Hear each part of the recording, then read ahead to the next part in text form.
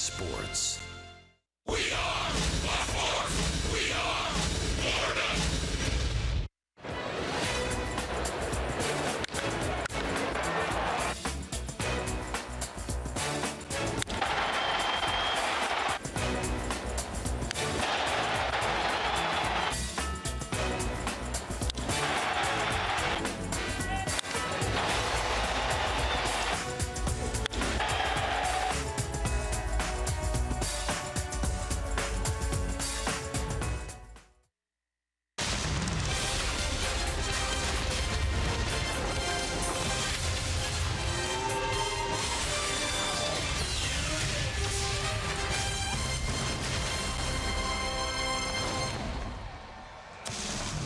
On a very warm afternoon in Miami, the Giants and the Marlins finish off a 3-game series, and the show goes on for Giancarlo Stanton. Yes, he's in the lineup. What do you expect? He's homered in 6 straight. He's got 44 on the season. An incredible ride for the Marlins big man. Yeah, and he's doing it a variety of ways. That's what's been so exciting. Matt Cain's probably going to throw it all at him today, but we've seen him hit curveballs out, sliders out, cutters out last night, even knuckleballs. So keep your eyes open tonight. Matt Cain might try anything. Let's talk about the matchup, because Cain hasn't been in the rotation on a regular basis for 2 or 3 years because of injuries. But when he was in there and Stanton was coming up, Giancarlo had great success against him. Well, and he certainly did in a variety of pitches. You see right there, that's a hanging curveball. You're also going to see him hit another hanging curveball out right there. And well, from here on out, it's going to be fastballs the rest of the way, but tons of success. So Stanton steps in.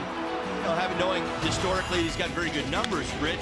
Really what it comes down to today is what is Matt Cain willing to try against Stanton? Because if he keeps it in the same pattern that he's done historically, Stanton's going to win this one. Scherzer, Bumgarner, Dickey, he's faced quality pitchers in this run of his. And there are Cain's numbers. Cain hasn't made a start in almost 2 weeks. Yeah, well, that's interesting. He's kind of fallen into the guy in the bullpen who comes in and out of the bullpen, makes an occasional start. It essentially has lost his permanent spot in that rotation, but that's based on poor performance. He hasn't had a sub 5.2 ERA in over 3 years, Rich, so that's kind of his role right now. I know Matt Cain's kind of recognized differently in San Francisco, but his stuff has diminished over the years. Of course, Stanton homered last night, but the Marlins lost that ball game. Still today, a chance to win this series, a chance to go deep. How dialed in is Big G? We'll explore that as the Fish and the Giants are moments away.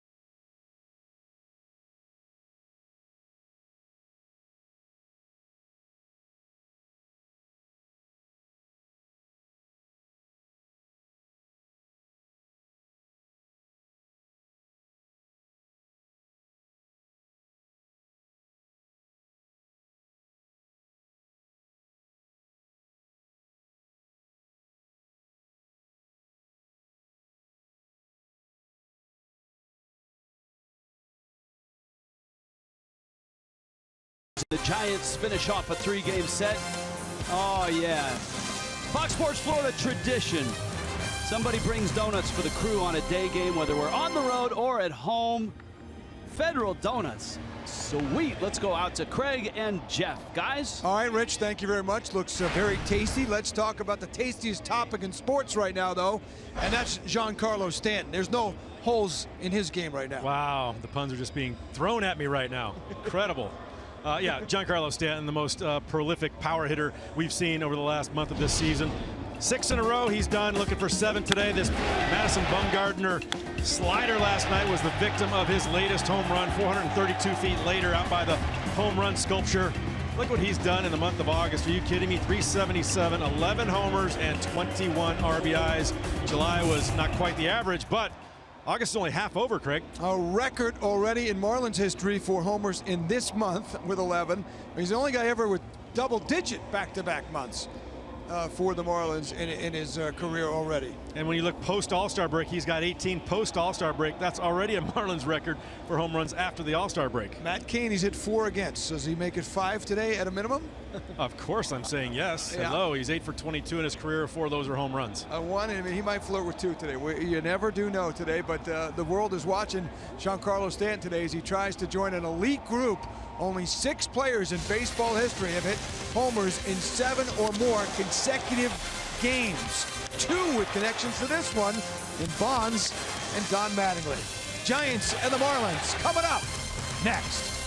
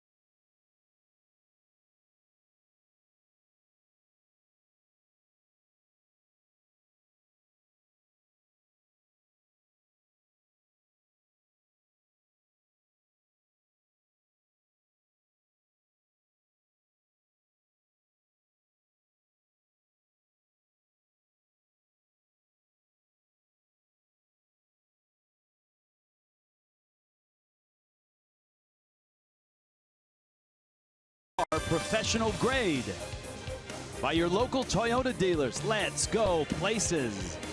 And by Southwest, transparency, low fares, nothing to hide. Giants and Marlins.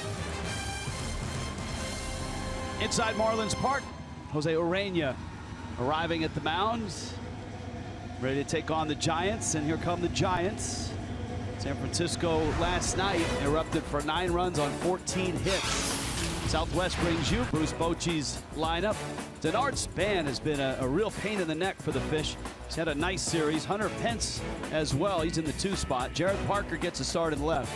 Pablo Sandoval's in the cleanup spot. No Buster Posey, at least to start the day with. Brandon Crawford, still slumping, is up in the 5 spot. Nick Hundley swung it well lately. Ryder Jones at first. He homered And Kelby Tomlinson had 2 hits last night as well. Matt Cain is in the 9 spot. There is Jose Urena on the mound. A very nice season. Now double-digit wins. You see it, 10 of them. In fact, all 10 of Urena's wins have followed a Marlins loss this year. 3.76 ERA. 3.62 ERA here at Marlins Park. He's been throwing the ball pretty well of late. Last start versus the Rockies, 5 1/3, 3 earned runs. Did give up a couple homers, 98 pitches, but he's got a 3.26 ERA over his last 5 starts. So good things from Urena. Pay attention to that slider. It's always a big pitch, and that two-seam fastball has been a lot better of late. Miami defensively. So the Marlins will line up behind Urena. Ozuna, Yelich, Stanton. That's your outfield. Dietrich, Aviles, D. Gordon, Mostelis over at first base. JT Realmuto back behind the plate for Jose Urena. Denard Span approaches home plate carefully. And this veteran center fielder had a really nice series and key hits, certainly. The 2-run homer for the Giants early. Had 3 hits in the ball game. And on Monday, had a 2-run double. Miami won that ball game by a score of 8-3. Well, we shouldn't be surprised. Denard Span's had a very nice season with runners in scoring position. Yes, he's their leadoff hitter. He's at 350 with runners in scoring position this season. Got the little 3-game hitting streak going, 6 for his last 14. And Urena catches the outside corner. This ball game is underway. Span, Pence, and Parker for the Giants. Urena has been one of Miami's most consistent and most effective starters all year, and that illustrates the issues the Fish have had in their rotation because Urena wasn't in the rotation coming out of spring training. You're absolutely right. He's made very nice adjustments as the season has gone on. Slow roller. Gordon backhands and gets him at first base. Nice play by D. Gordon. And Urena has been especially good, Todd, when the Marlins need him the most. Right, and the one thing is, we talked about it, all 10 of his wins have come after a Marlins loss. He has been very, very good, very consistent, word I'll use today. He's gone through the little valleys that you go through, and he's found his way back up the other side of the mountain. That's what's been so good about Urena this year. Talked about his 2-seam fastball an awful lot. It's really good right now, as you just saw right there. And his slider's been good, but he's had the bumps, but he's survived the bumps, and that's always a good tell for a young pitcher. Of course, the Marlins and the Giants met in the last series before the All-Star game. And the Fish swept the Giants, won the first game of this series. Giants finally got a win last night. Urena pitched in San Francisco, 5 innings, 3 runs on 5 hits. Marlins won that ball game 10-8. Pence starting to swing it. 3 for 8, knocked in 3 in this series.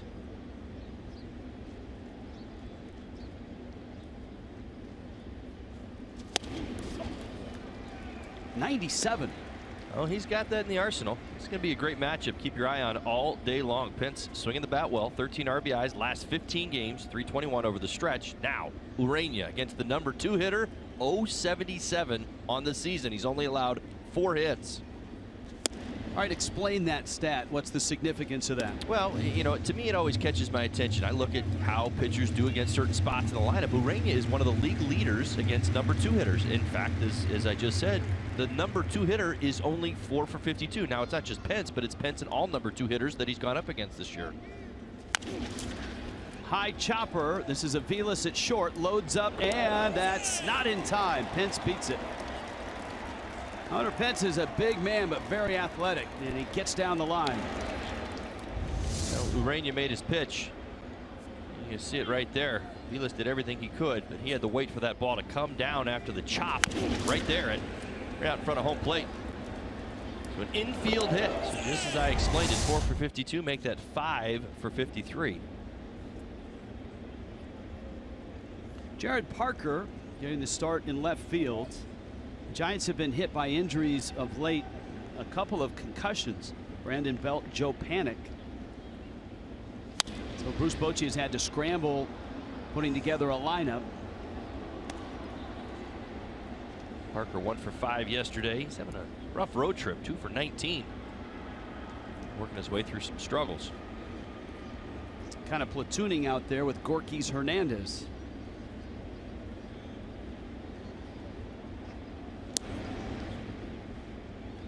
Heads back with a dive.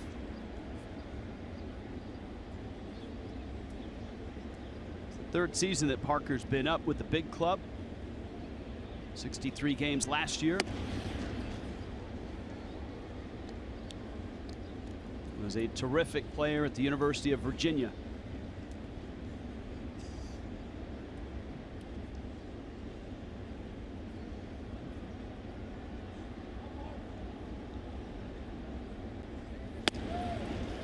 Pitches out, and for the Giants, we've touched upon it throughout the series. These are really uncharted waters. Giants last year, 87 wins. It got them to the wild card game. They unleashed Bumgarner on the Mets, got themselves into the division series against the Cubs. Bullpen blew a lead in Game 4. Cubs won that series, went all the way to a World Series title. And for the Giants, it feels like the end of an incredible ride that started in 2010 with a World Series championship, their first World Series championship in San Francisco, that against the Texas Rangers. Yelich on his way in as the catch. Parker is out, and it brings up Pablo Sandoval. Yeah, Rich, I think it's as much a story, you're right, about the struggles with the Giants this year, about who they are and maybe what they are offensively, as it is in the National League West and what they're going up against as well. The Rockies they look like they're going to be good for a little while, as do the Diamondbacks, and obviously the Dodgers certainly are going to be a challenge for years to come. I guess you could say that they picked a bad year to have a bad year. Yeah, well, and maybe that's what gets them back. Is the realization that, and this happens around baseball, it's very common, that you look at a couple teams in your division pass you up. Well, the Giants have a terrific front office and great scouting.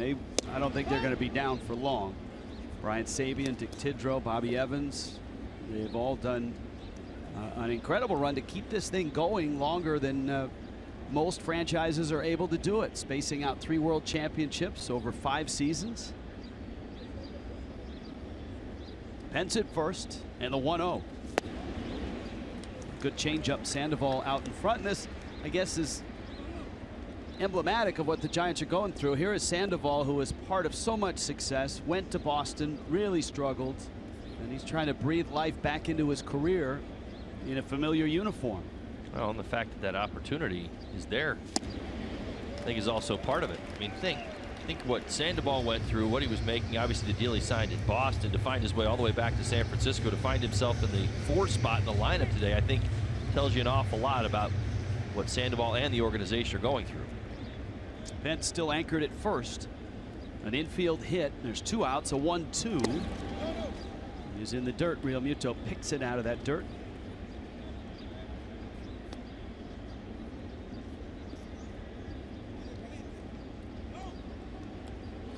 Carlos Stanton and the Marlins, and the Giants finishing off here. Day game in Miami. Stanton in the 2 spot, coming up in the bottom of the 1st.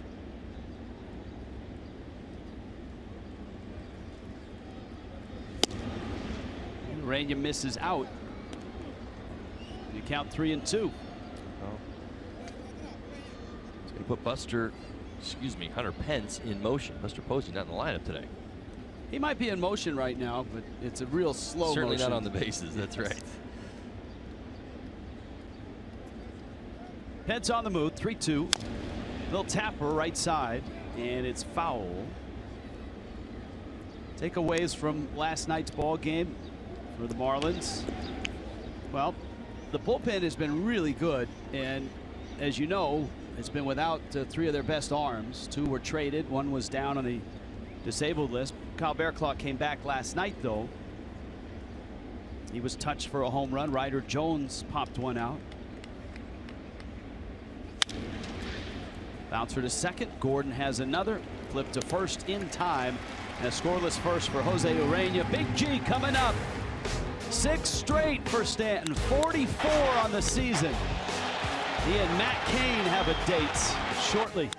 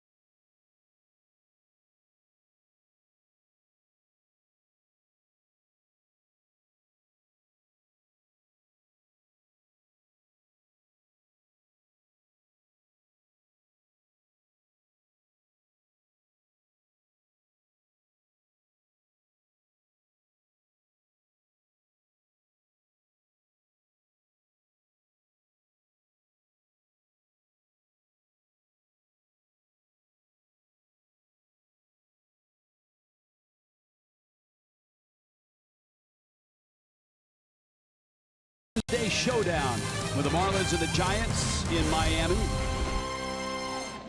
Temperatures in the 90s, high humidity inside Marlins Park. D. Gordon ready to go. Giancarlo Stanton, Christian Yelich will follow. Let's scout Matt Cain. All right, let's do this. Matt Cain, 6'3", 230 pounds, 32 years old. What once was, Cain was, well, I should say, he is a 100-game winner already in his career, 3.66 ERA over his career. He's pitched in over 2,000 innings, world champion, 3-time All-Star. Only no longer is just that. He's been struggling over the last 3 seasons, 5.22 ERA. So lots of injuries have kind of led to this, and that's what's to blame. Velocity drop, 8 trips to the DL, 3 years, 5.22 ERA. That's the lowest it's been. Curveball, changeup, and slider, pretty decent pitches, but his fastball velocity is not very good. That's catcher interference. D. Gordon's going to get down to first base. Nick Hundley reaching a little too much. Watch the bat. Yeah, right off the top of the glove, D. Gordon going to catch a finger.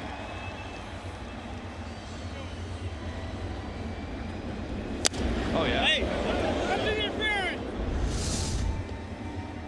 And with that, Gordon's at first, Stanton's at the plate. 4 for 8 in the series, a homer in each game. Homered last year against Cain. What? Fastball misses in. And here are the career numbers. 8 for 22, 4 of those home runs. Outfield straight up and deep.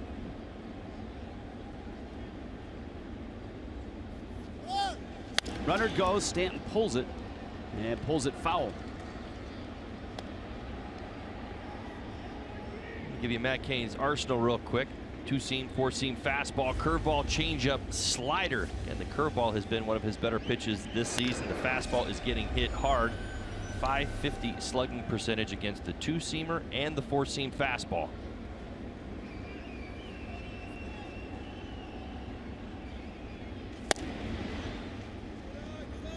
Cain staying in with the fastballs, and it's 2-1.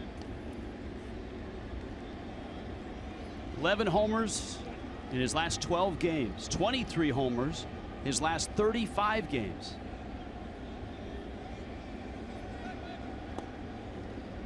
And since the All-Star break, he's homering at a rate of just about a home run for every 6 at-bats. Cain at the top of his list. Gordon runs. Stan hits a little looper into right field. Charging in his Pence. It falls for a hit. Gordon's on his way to third. And the Marlins are set up at the corners with Yelich coming up.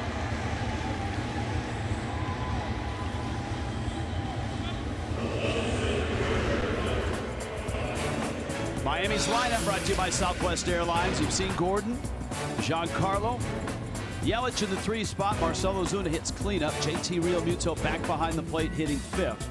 Derek Dietrich at 3rd. Tomas Delis at 1st. Mike Aviles at short. And Jose Urena is in the 9 spot.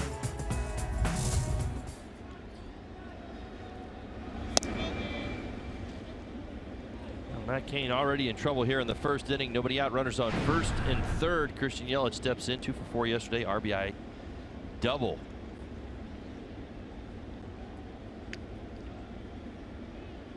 Yelich very good at getting this run home.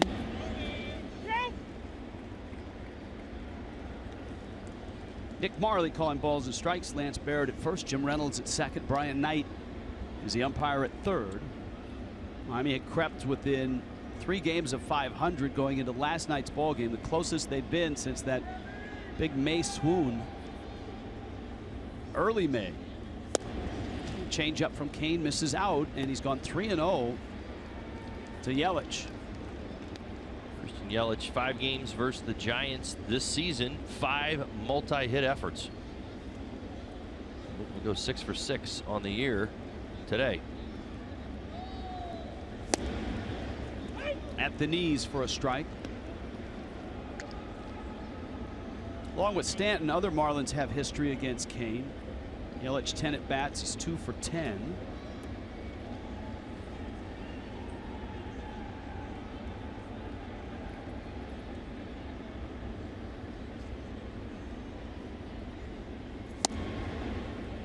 That's a strike. Yelich didn't like it.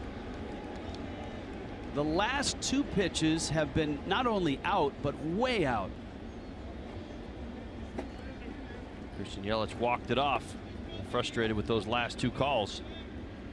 Together a good disciplined at bat. Cain does not need any help with the strike zone. Stanton runs.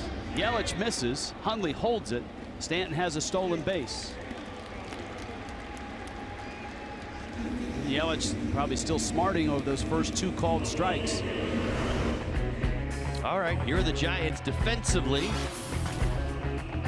The swing game in this series. Here you go. Parker gets the start in left. Bernard Span in center. Hunter Pence is your right fielder. Pablo Sandoval, Crawford, Tomlinson, Jones over at first base. Nick Hundley behind the plate for Matt Cain.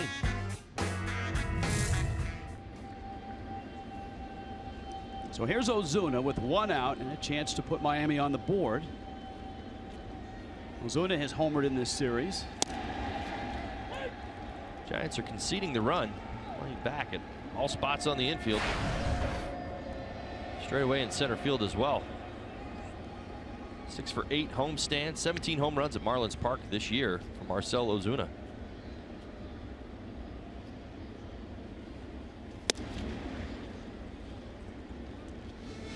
Ball into strike.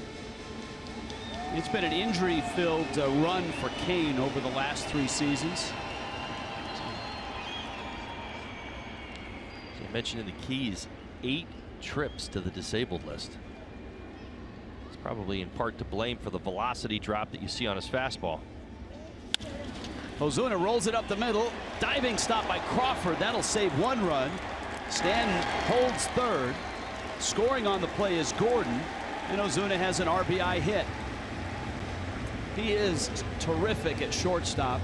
And even though he didn't get an out, he saved a run for the time being. They sure did, just by keeping it on the infield. This gets through. Both runners score. Pretty simple stuff. Step and a dive. That's going to be an easy base hit for Ozuna once he leaves his feet. Right there at the end of the glove.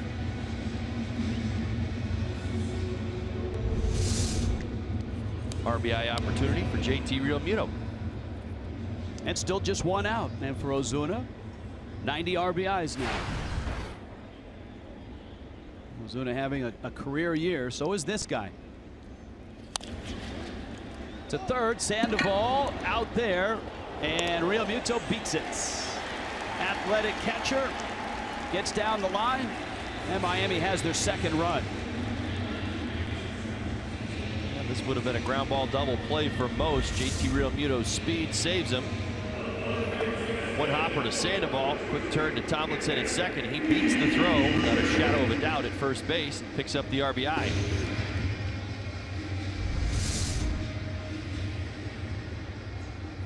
So a 2-0 start, and Derek Dietrich climbs in.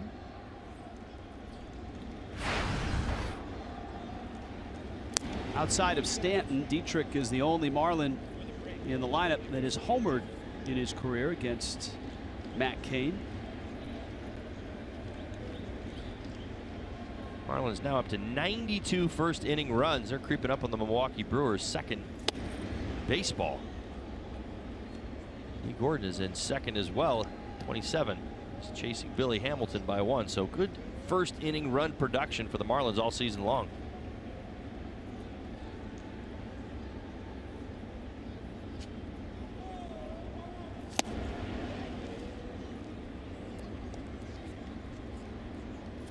Ball and a strike to Dietrich.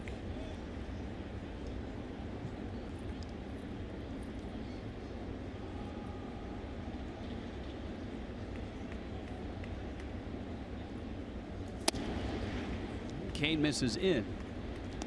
Very nice homestand for Dietrich. 385. Had a pinch hit single last night. Swinging the bat well last couple of weeks.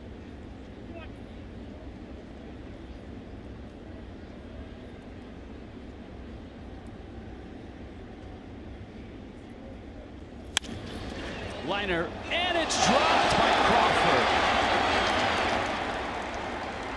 Now there's something you don't see very often. I mean, it was hit hard, but Crawford just flat out missed it. Well, I'm never one to go little league, but sometimes two hands are better than one. Crawford right there goes to the one hand, and it hits right off the top of the glove. It looks like a pretty routine catch.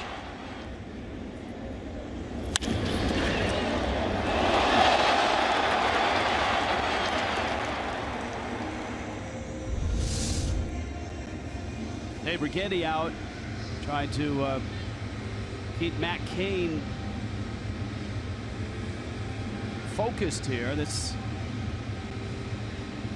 a 2-run inning right now, and the Marlins with 2 on and Talise coming up.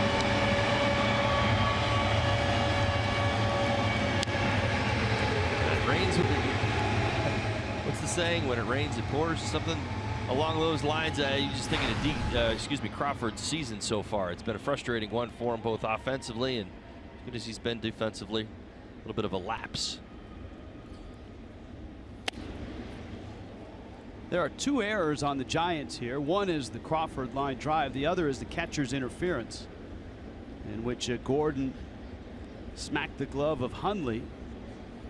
That started the whole thing. You pair that with a struggling pitcher, and it turns itself into runs. Now you got Talise, who's been swinging the bat quite well. In fact, last night he had it at bat and he smoked one right to center for an out. But an illustration that all of a sudden with a little more playing time, guy who has a reputation as a very good hitter is starting to hit. 4 hits over his last 6 ball games. Triple. That's a fair ball. Down the line it goes.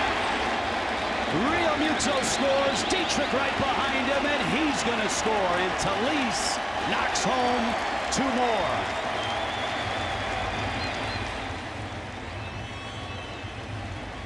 And we've watched Talise show some power the other way. Exit velocity bullets off the barrel, off the bat. And this elevated fastball stays right on it. Eyes down the line.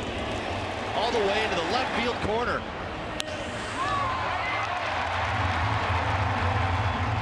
Dietrich hustling all the way around for first, scores as well. Marlins up 4-0 here in the first. Now the number 8 hitter, Micah Vilas. And the Giants are going to walk him intentionally. And that just accelerates the lineup. It brings Urania to the plate.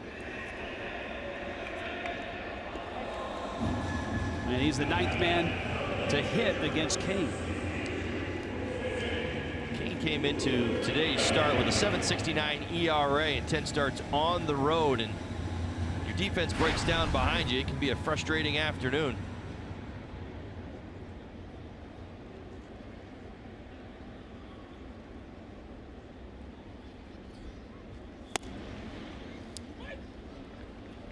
Matt Cain has gone 12 starts without a win. Way to May 15th of this year. 0-8 with a 5.97 ERA since that last win. Solis at second, Aviles at first. Urena chases. And it's 0-2. Always entertaining, whether he's pitching, covering first. You said chases. I was thinking guesses wrong. Probably a more accurate description. And it came with a breaking ball to strike out Urena, but the Marlins put 4 on the board in the bottom of the first.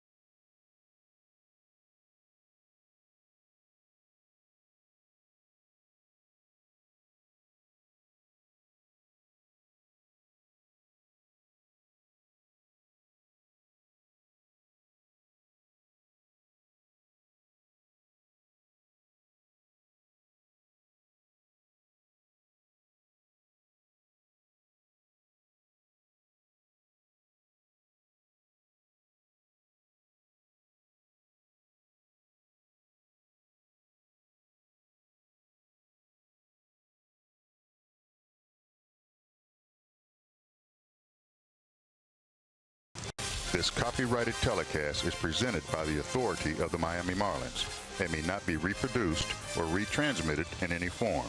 And the accounts and the descriptions of this game may not be disseminated without the express written consent of the Miami Marlins.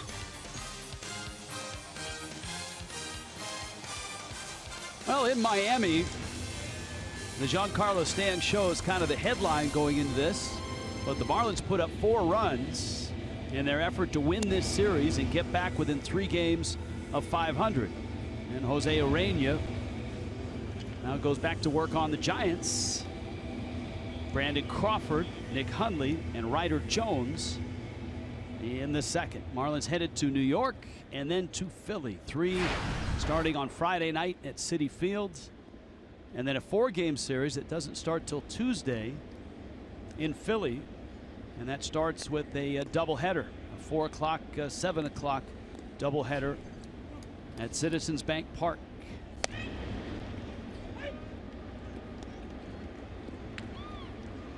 Crawford takes a strike, and it's 0-1. Oh! A lot of moving parts there. Time called, umpire out behind the plate. Urena had started his motion, stopped it, and he lobbed one behind Crawford. That's right. Well, I'm glad it was. I saw it, and Crawford had kind of let up, and I thought it was right at him, as if I was going to tell him to get out of the way. From up here, you'd hear me. No. Move. Now, you noted that Crawford has had a trying year offensively. And he bangs one into center field for a hit, and that's his first hit of the series.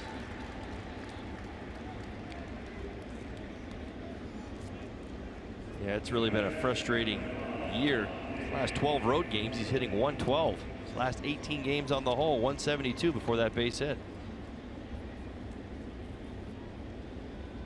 To bring up Nick Hundley, he's actually one of their hotter hitters. 353 over his last 11 games.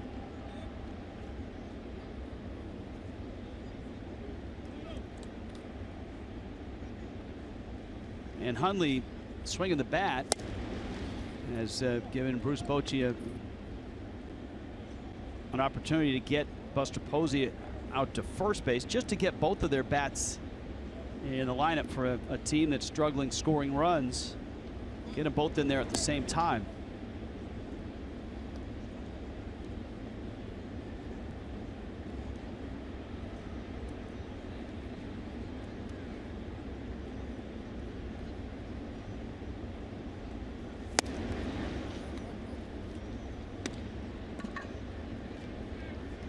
Count 2-0 here. Lots of baseball this afternoon. Wednesday traditionally can be a travel or a getaway day, which essentially means everybody gets away from where they are, head to their next series. Giants get away home, Marlins get away to New York.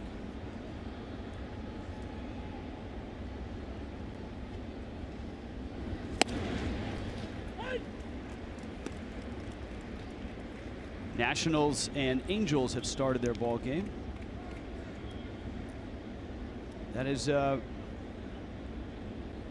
one man's feast.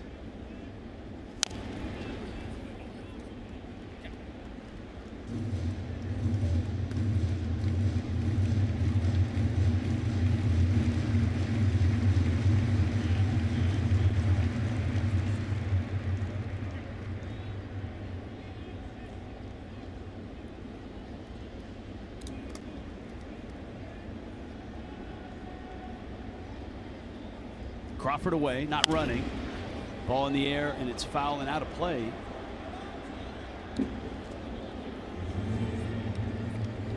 Working from behind, Ureña's gone at Hundley. Nothing but fastballs. Two-seamer, he's struggled to command it into the righties so far this afternoon.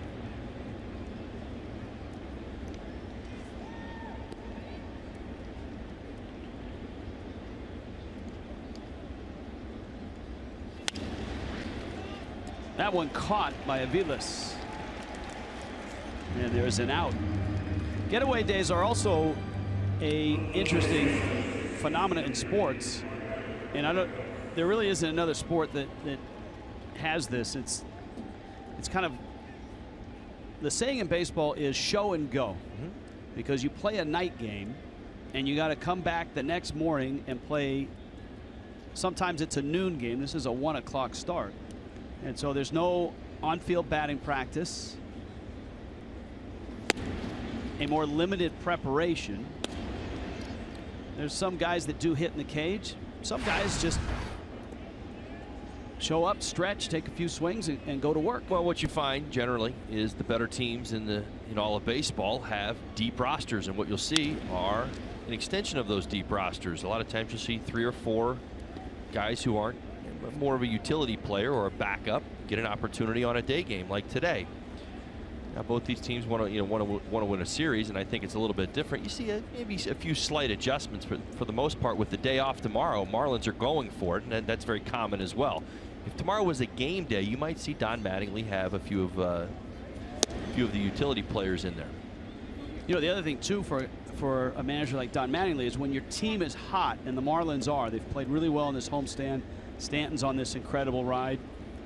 You have a tendency not to change your lineup even in a game like this. Right. That one hit hard and thankfully didn't hit anybody. Ryder Jones 2 hits last night, including a home run against Kyle Bearclaw in the 8th inning, also doubled. Been pretty productive over the last week. 364 batting average, 3 RBIs. As you mentioned, the home run last night, now has 2.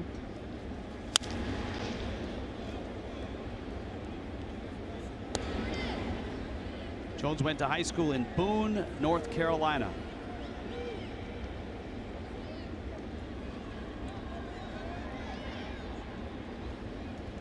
as well as Stillwater, Oklahoma.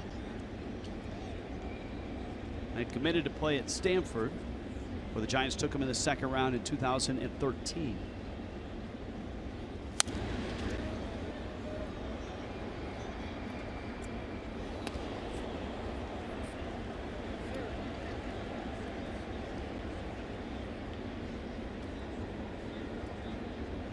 The Giants and just about everybody else getting a chance to see some of their younger players get some time. Jones, Jared Parker.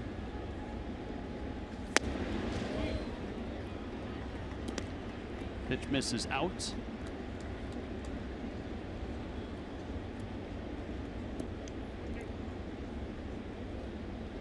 Ty Block in the rotation. Chris Stratton. Urania loses him. So runners first and second with one out. Marlins are hitting the road, so a watch party's coming up, and the next one is Friday night at the Keg, south of Kendall. Marlins Mets at 7 o'clock. Got a DJ there. That's DJ Vertigo. It's one of Todd's favorites. Billy the Marlin is there. Giveaways, prizes, food, drink specials. Go to marlins.com/appearances.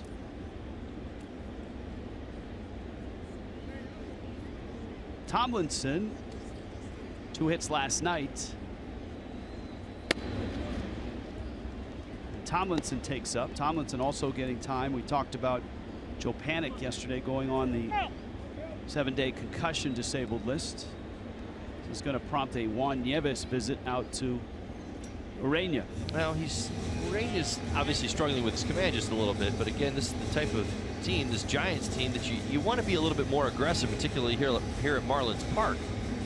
They don't possess a tremendous amount of power, but they are a better team with runners in scoring position. It's how they do their business. Only hit 21 home runs in the second half. Giancarlo Stanton's got 18. This is a Giants team that does not have a whole lot of power, and you want to see him just be a little bit more aggressive. Certainly doesn't want to put traffic out here, but you got to take note of the Giants and how they score their runs. Pretty decent ball club with runners in scoring position.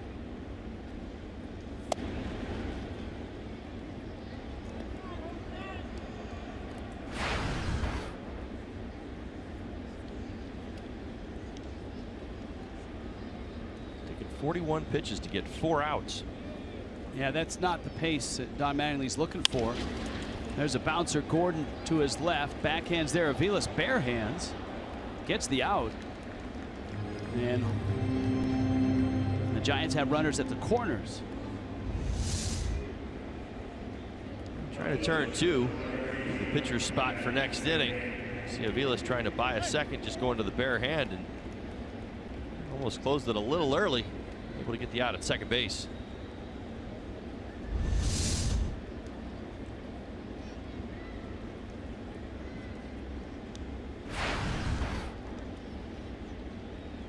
And so Matt Cain now. Cain swings and misses.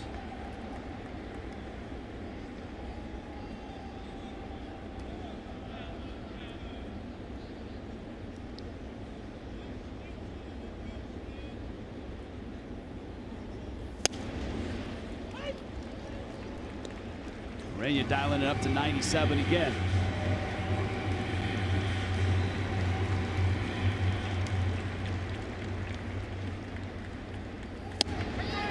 And that's strike 3 called, so it took a while, but Urania gets through the second. Giants have extended him to 45 pitches. Big G again coming up.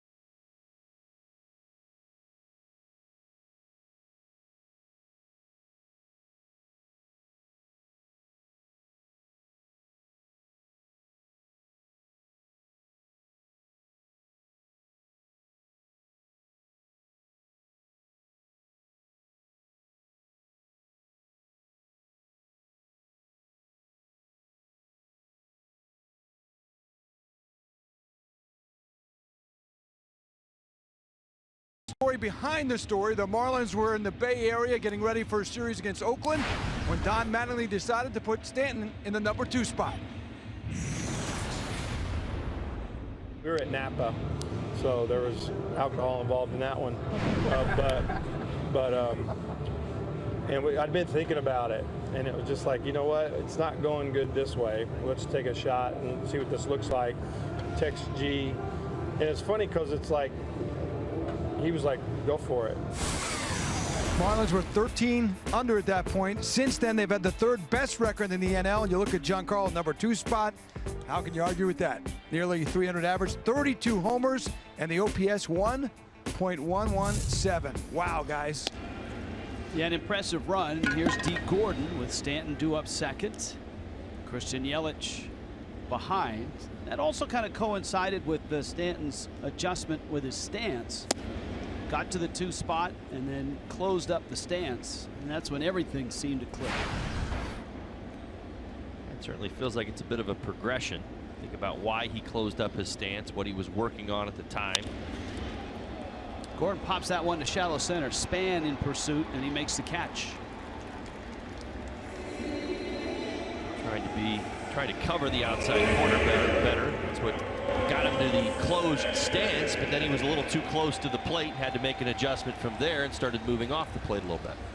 All right, from what you saw Kane in the first inning, how is he attacking Stanton? Well, he's been unpredictable. He's going to use all of his pitches, and he is going to fall into no patterns. That's what I think you'll see. First at bat, fastball, curveball, fastball, curveball. There's a slider. Stanton dumped a single into right. He's got 5 hits in the series. Of course, 2 of them home runs. Breaking ball fouled back.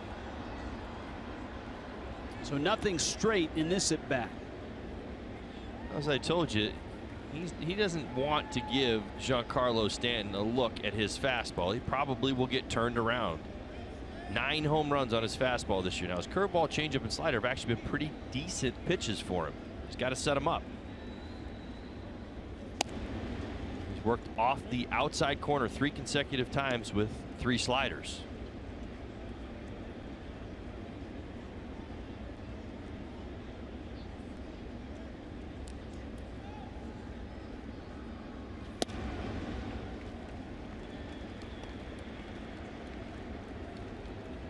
Two and 2 now.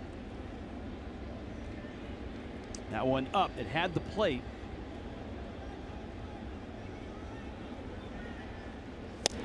Fastball in. Really good take. That ball just off the inside corner.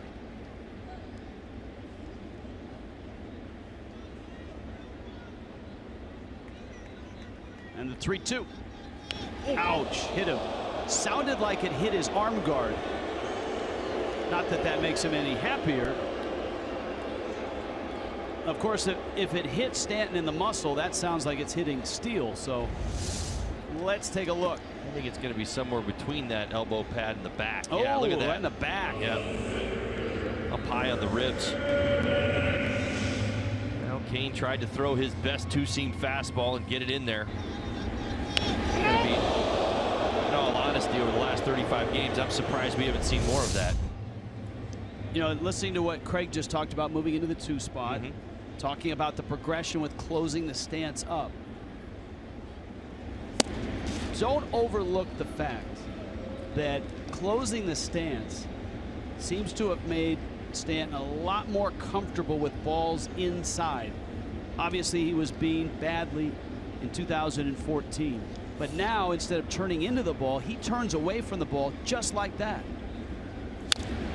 Yelich fouls it off. Let me clear up my explanation about that pitch. I wasn't referring to Stanton getting hit more often through this hot stretch. I'm talking about more 2-seam fastballs in the inside part of the plate, you know, way in there. I haven't seen a whole lot of it, but Stanton hides it well. You're right, because he takes that pitch so much better. A lot of guys are, you know, jumping out of the way and throwing their arms up in the air. He just now turns and, you know, deals with it.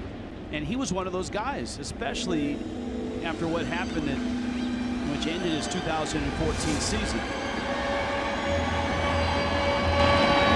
So look at them. You can just see it. It's almost hunting him out of Matt Cain's hand, but you saw the effort behind Cain's delivery, and there was a little bit more there. If he was throwing at 100%, that was 110% from Cain.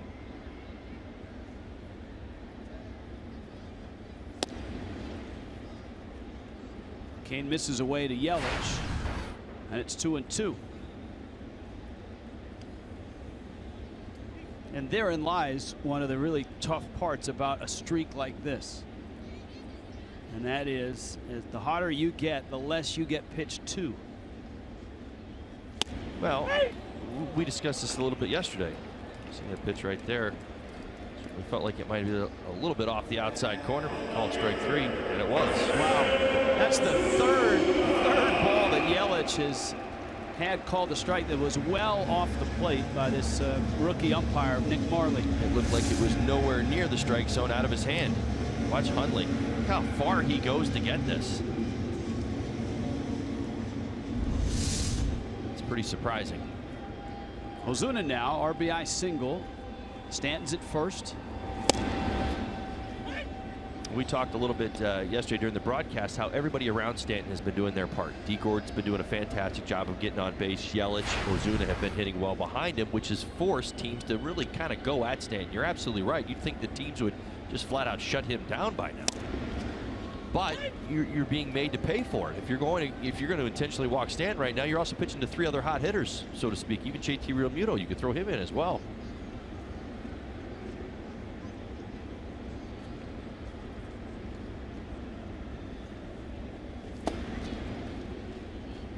Cain misses away. We talked about Ureña's pitch total. 2 innings, 45 pitches.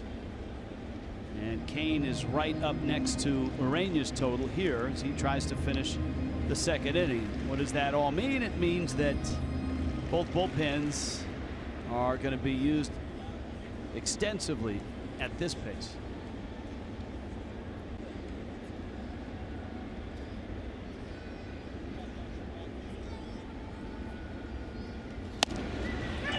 Struck him out.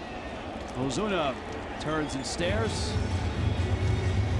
with a look of disbelief, and that's out of the strike zone as well. It's been a rough ride behind the plate so far in this one. 4-0 Miami.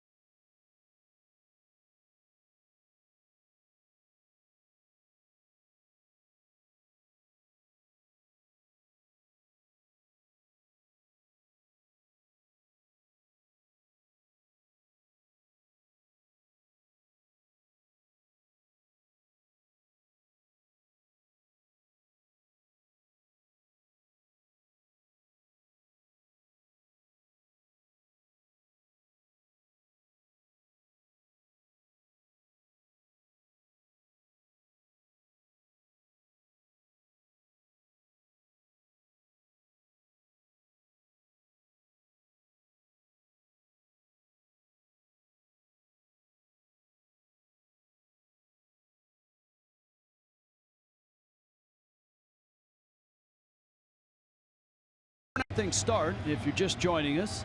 Giancarlo Stanton has a hit, and he's been hit. So he's 1 for 1. He's not homered, but the Marlins pushed across 4 runs in a lively 1st inning. Jose Ureña is going to try to cut down the pitches here and get some outs. Denard Span fouls the first pitch off. Hunter Pence and Jared Parker And we've talked about that, making the adjustments throughout a ball game and certainly throughout the season. Urania certainly recognizes his elevated pitch count after 2 innings. Look for him to be a little bit more aggressive here in the 3rd and 4th.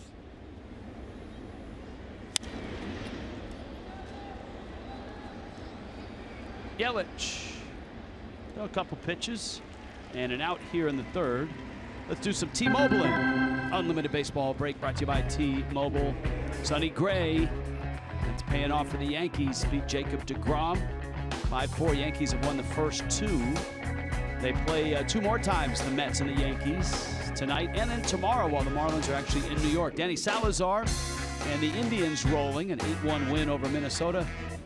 And Noah Syndergaard on the disabled list. The Mets starting rotation has had about as many issues as the Marlins have had with their starting rotation. Hunter Pence counts 0-2. Pence had an infield hit back in the 1st.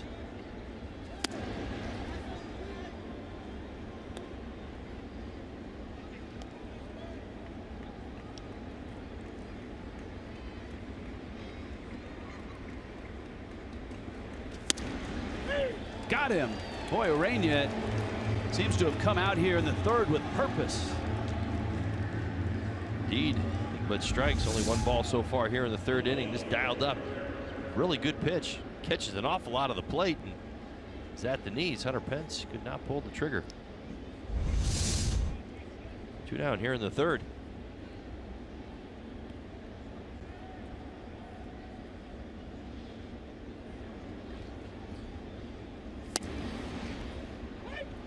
Knee-high strike.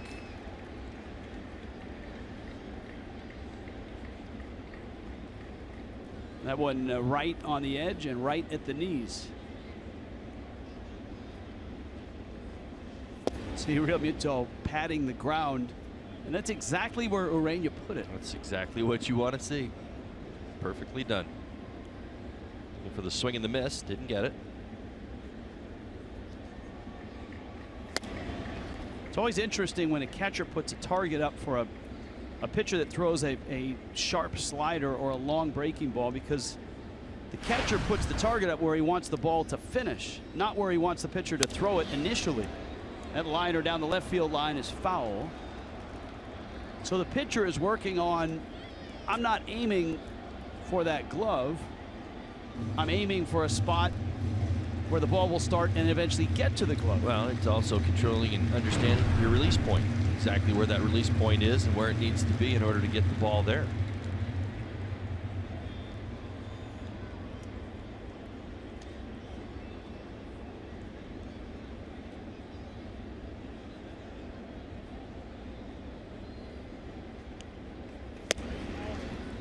Two runs away.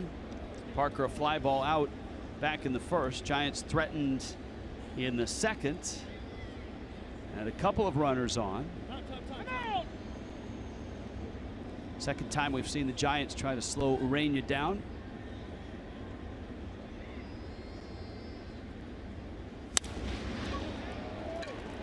Into right. Parker's got a base hit. 2-out single. I think for Giant fans too, in this year where after a brilliant run over the last, what, 7 seasons, Bruce Bochy and the Giants are where they are, which is in a spot they haven't been in a long time. San Francisco's at 48-73, so 25 games under. The Dodgers are 50 games over. Yep. 50 games over. Well, I don't think the Giants organization is going to freak out by what's happening this year as far as what the Dodgers are accomplishing or what else is going on in the division, even with the other 2 teams that are playing well, both the Rockies and the Diamondbacks. I think you go back to the drawing board and say, you know what, we've got a starting staff that's pumping out quality starts and putting up good numbers, a bullpen that's maybe a little bit better than most think, but at the same time you got an offense that you're having to figure out. So the question becomes, you know, do you believe in what you have enough to say, okay, let's rebuild the offense and go for it again? Or do you look at it and say, all right, it might take too long, and the aging of the Johnny Cuetos and those might take too long. Over the head of Avila, Sandoval dumps it into left. Parker hustling to third. And the Giants again with 2 runners on and 2 outs, and it brings up Brandon Crawford.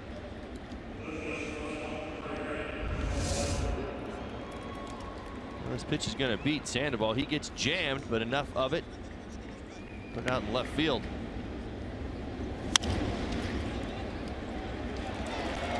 Not how hard you hit it all the time. It's sometimes where you hit it. Find some grass. Crawford singled back in the second. Lined one back into center field. Yeah, the Dodgers are at 84-34. They're on pace to win 117 games, which is 1 more than the Major League record shared by the Mariners of 2001 and the Cubs of 06.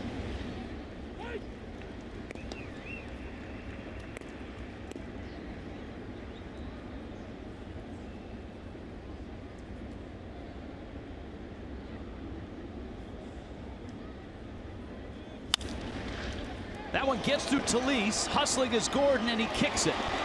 And the Giants get a run.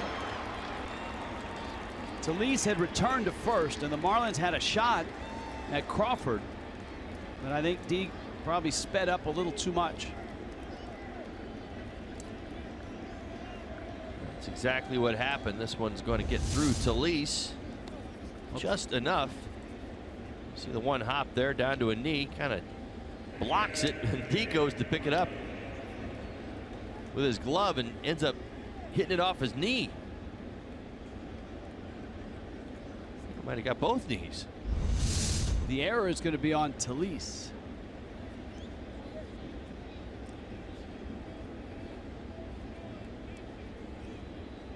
And so it's 4-1, and the inning is extended for Orania. Here's Hundley.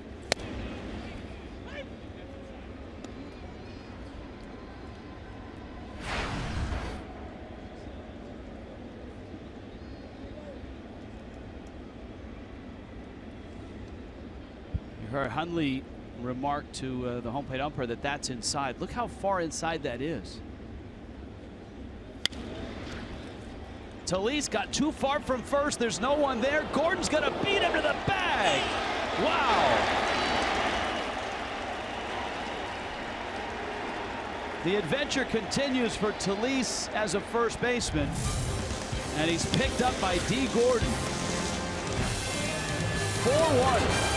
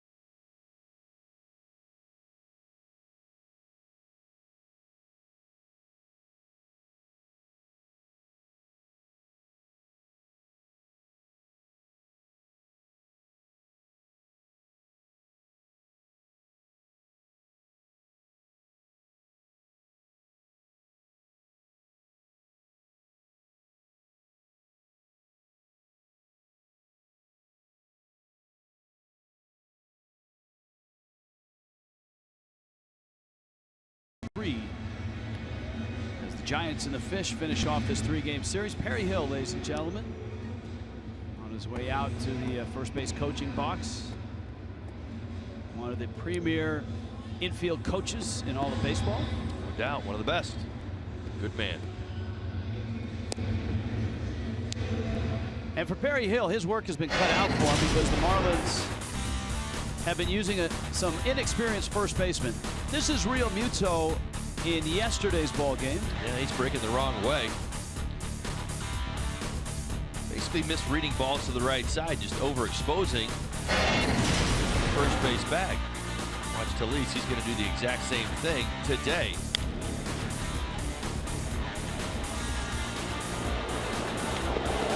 And the instinct is, and you were put at first base, yes, but not for long. Stay in your lane.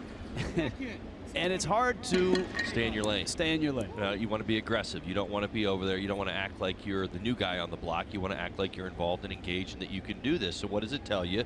You want to be a little bit more aggressive. Well, one thing I learned was from where I was to the first base foul line, be as aggressive as you want. It's exactly what you can do. You can go over there all you want. You're not getting in anybody's way. But from where you stand to the second baseman, be a lot more conservative. He's the athlete.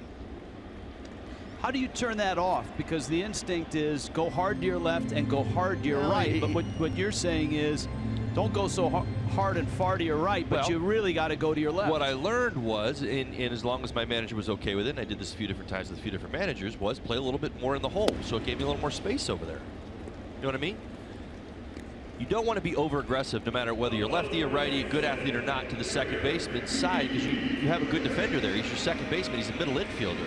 So in fact, he gets to be a little bit more territorial. As a first baseman, what I would do was I would slide over into that hole a little bit more, so I would be more in position so that the ball would either be at me or more towards the line, so I could be a little bit more aggressive and use my athleticism on that side.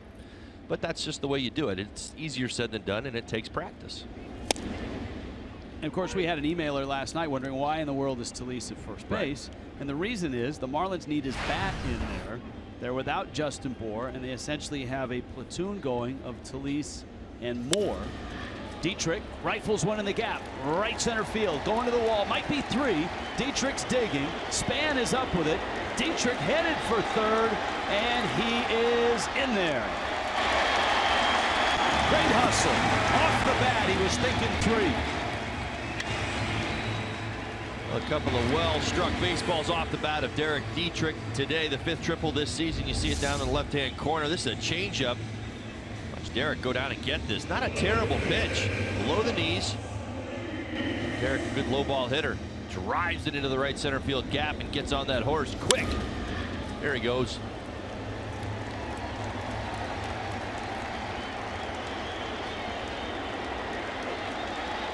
And that is Derek's read. He does not have to pick up Freddie Gonzalez over at third base. That ball is in the right center field gap. He reads it that way, and it's his call coming around second.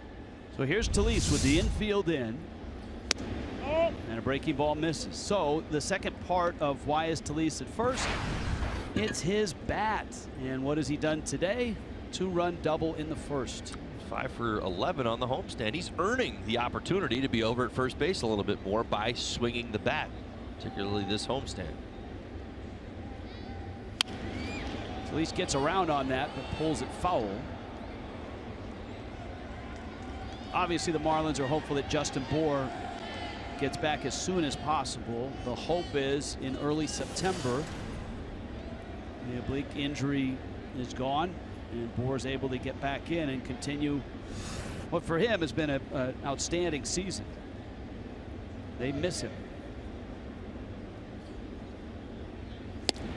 You always miss that type of production, but I think for Justin Bour, and I just say that from somebody who's experienced what he's going through with an injury late in a second half, I hope he gets back, and I hope he gets those 2 weeks maybe at the end of September, because it's always a good feeling to remember finishing on the field going into 2018. Infield still in, and Kane trying to tempt Talise with changeups out. He hasn't chased yet. He counts 3-1. Mike Aviles is on deck.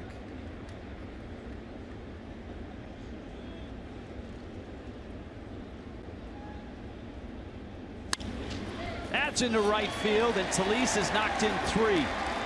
Miami's lead is now 5-1.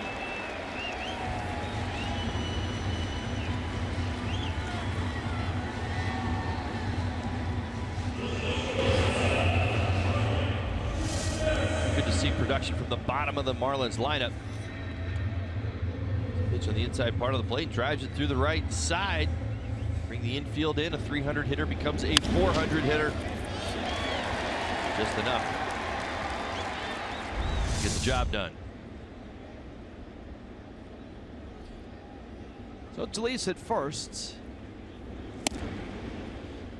And Aviles takes a strike. And a lot of pitches for both pitchers. 120 combined with this next pitch. Ball game's in the bottom of the third.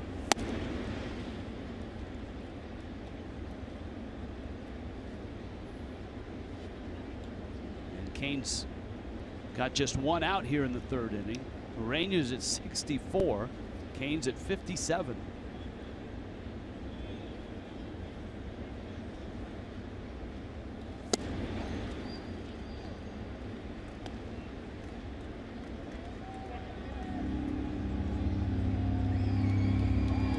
Miguel Rojas getting a day off. This always is a good day to get a day off because you essentially get 2 days in a row. Rojas has had some nagging stuff, but has played quite well.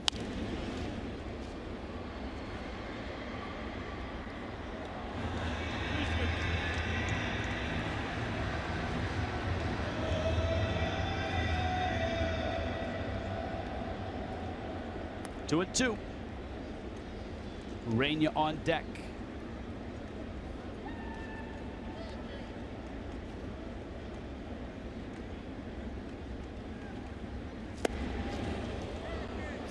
And Aviles strikes out, chasing the breaking ball.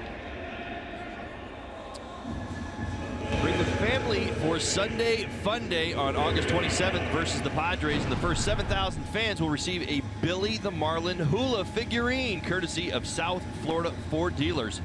These kids can run the bases after the game in the Diamond Dash. All right, get your tickets, marlins.com/tickets.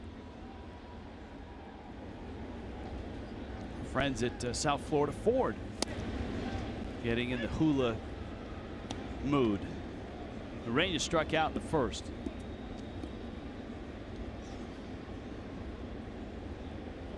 That's 6 strikeouts already for Cain.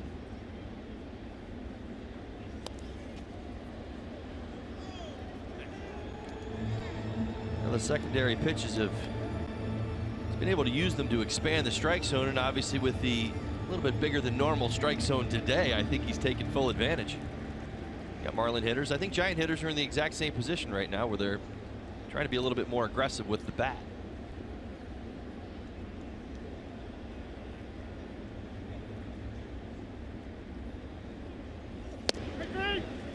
Strike 3 call. Down goes Ureña. Miami picks up a run. Derek Dietrich a triple. Tomas Delis knocks him home. And it's 5-1.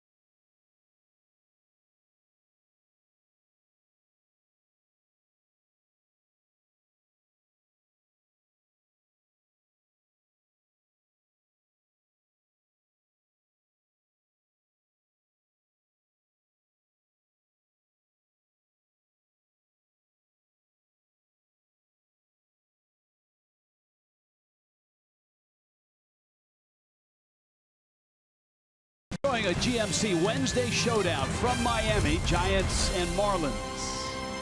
Finish up a 3-game series. Marlins a 5-1 lead, top 4. Let's check in with Craig Minervini. Craig? Hey, Rich. Derek Dietrich's doing a nice job since Martin Prado went out with his latest injury. Hitting-wise, he's hitting .321 now, .318 last 20 games with 10 extra base hits as well. And over at third base, well, he's more than holding his own. He's gone now 35 games without an error over there. Talking to infield coach Perry Hill today, he said he turns the double play. His arm is as good as anybody we'd have over there throwing that double play ball to second base. Obviously very strong to first base as well.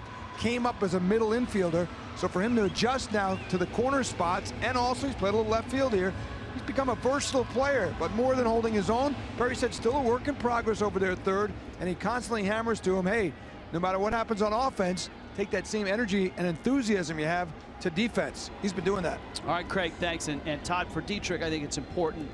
You mentioned Bohr getting back up on the horse and finishing strong. Derek did not have a great first couple of months this season. He struggled offensively at times, and really nice to see him kick it into gear. It is, and he's been doing it over a pretty good period of time. Lately, and certainly want to see him have a big second half. Take advantage of those opportunities. Remember, he comes into the season as the super utility guy, and obviously got a lot of extended playing time this year, and certainly didn't want to. When you're a utility player, you always worry about where your playing time is going to come from. And right now, Martin Prado's been down, so it's allowed him to be out there almost every day. But when you've got poor numbers, that's not a fun feeling when you go back. Martin comes back, and then all of a sudden you're not starting anymore. And you don't have a chance to make up for the slow start. I will say this. If Prado were to walk in the door tomorrow ready to go, you might see Dietrich over at first base. I would agree with that. Why? Because he's swinging a hot bat. We've talked about it. Over the middle, Gordon ranging, backhands, lost it. Now Jones got out of the box. I don't know that D gets him at first anyways. It would have been a very tough play and a very close play, but he's going to get an error on that. Well, it's a bit surprising to me. Gordon has incredible range. See him get all the way across the diamond and get to this ground ball. If he would have played it for the bigger hop, he would have had no shot at first base. Squeezes it out. It's a tough E. Did I misread that? But it felt to me, and it looked to me, that's off the end of the bat. Talise is going to get it and get to the bag. It felt like Jones was getting down the line pretty well, and that Gordon would have had to do everything perfectly. Well, and that's D's read, is that he recognizes that Jones runs well out of the box, so he chooses to take the harder hop. He could have played and laid back on it, but Jones would have just flat out beat it out. You said it initially. You're right.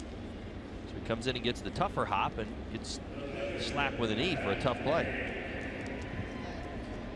Matt Cain is going to get the at bat here. 5-1 Miami, top 4.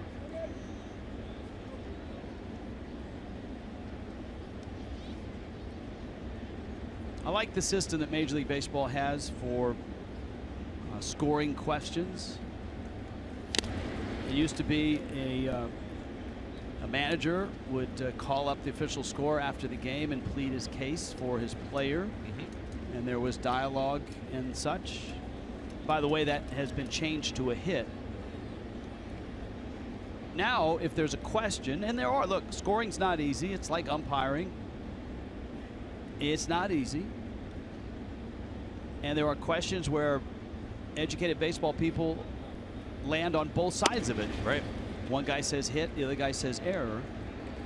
The league now reviews it, and I don't know if there's like a secret panel or if Joe call in and put your code in. Joe Torre, every morning Picks up the phone. has his morning paper, a coffee, and looks over scoring plays.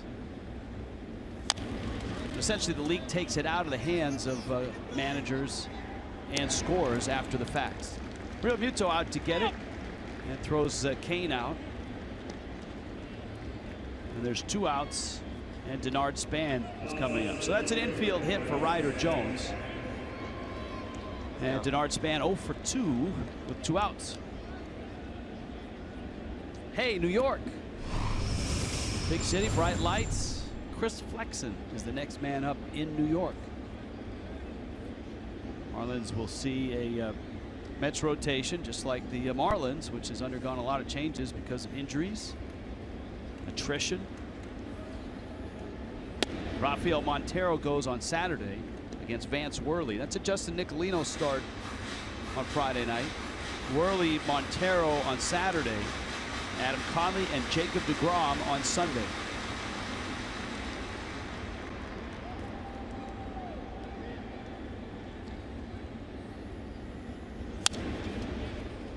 This man fouls it back.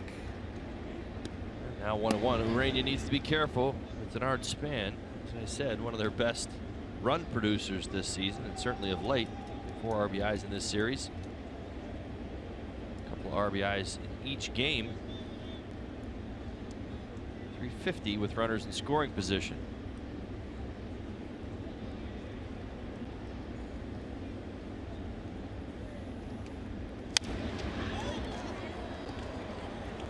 Yelich has it. 5-1 Miami. Giancarlo Stanton coming up. Due up second. He's 1 for 1, a single, and has been hit by a pitch. Gets another shot at Matt Cain.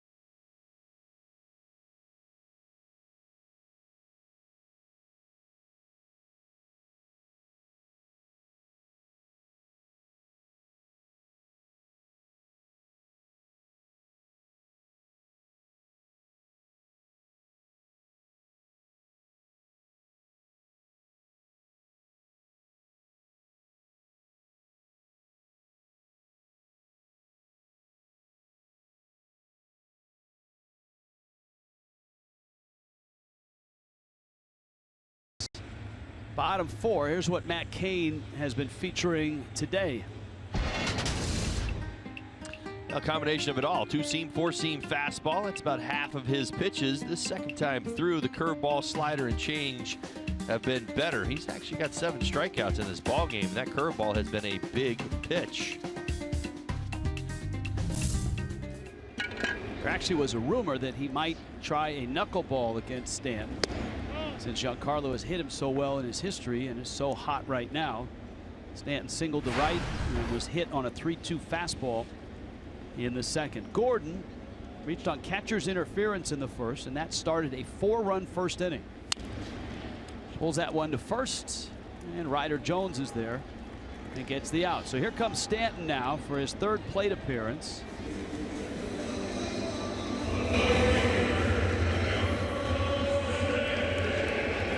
And you saw that pie chart of the arsenal. Stanton has seen everything in the pie today. He's thrown everything at him. Yeah, and has really not fallen into any type of pattern. Remember the first at bat, fastballs and curveballs. Incorporated the slider early. That second at bat, he went slider, slider, and then do a curveball, back to a slider, and then tried to put him away with a couple of fastballs outside the strike zone.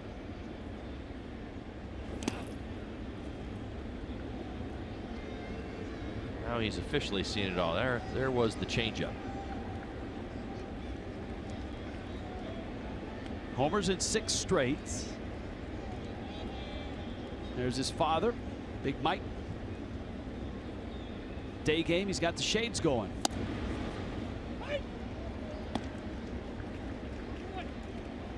Kane goes fastball to get a strike.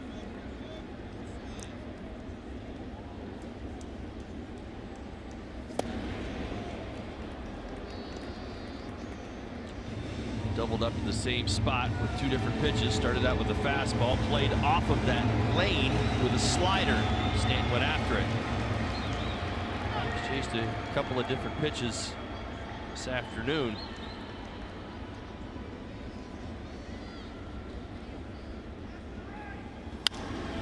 Fastball, and he fights it off. The challenge, you would think, you get into a streak like this, the challenge is not to think home run, and Stanton has been very clear that part of his success this year, a big part of it, is not thinking home run, just thinking about being a good hitter and hitting a ball hard. Right. Well, I also think throughout this entire stretch, even over the last month, he's been looking for hunting pitches during at-bats. Little chopper, Kane has it and fires to first in time to get him.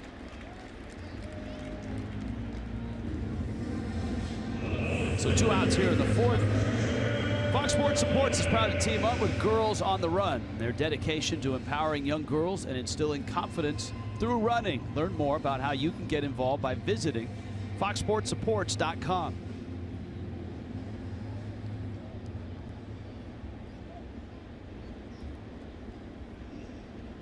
Yelich has had 2 contentious at-bats. Contentious because 3 key pitches have been called strikes, like that one outside the box, and that was a strike 3 call in his first at bat. Sends that one to left field. Parker going back shy of the track, makes the catch. It's a 10-pitch inning. Brief one for Matt Cain to the 5th, 5-1 Fish.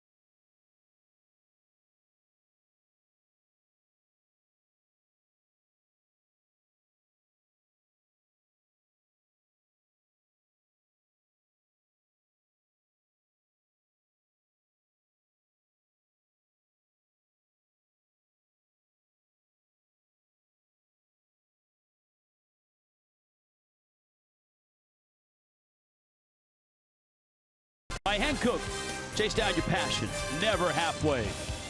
And by your South Florida Chevy dealers. Day game in Miami, you know the tradition. We always try to supply donuts for the crew, home or road. Look at the truck.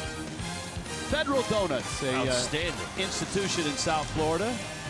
We just had ours delivered to the booth. And so always nice when someone brings donuts. Couldn't be more appreciative.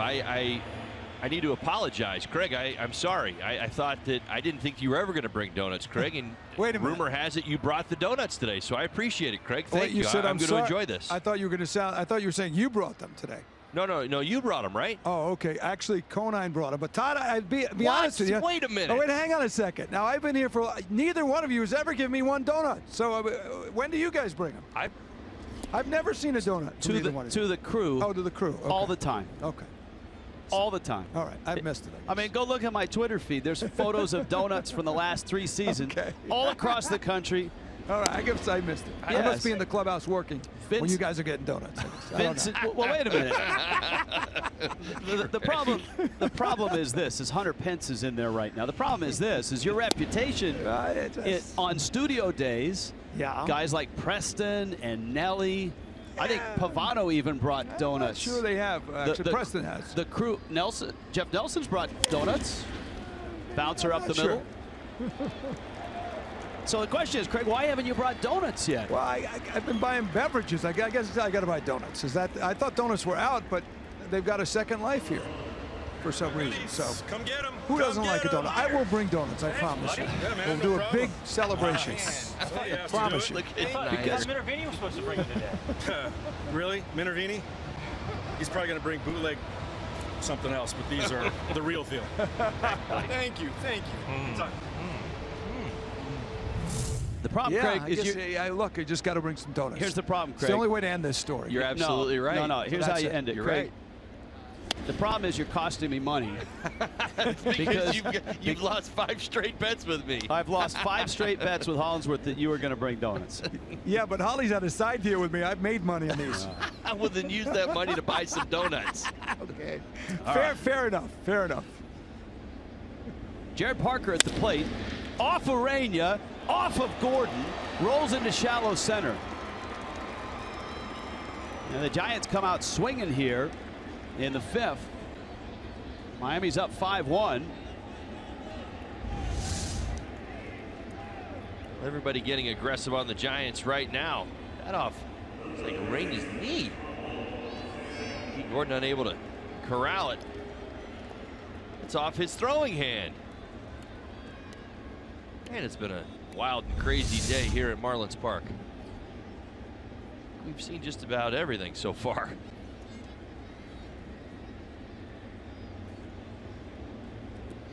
It's the 4th infield hit today for the Giants.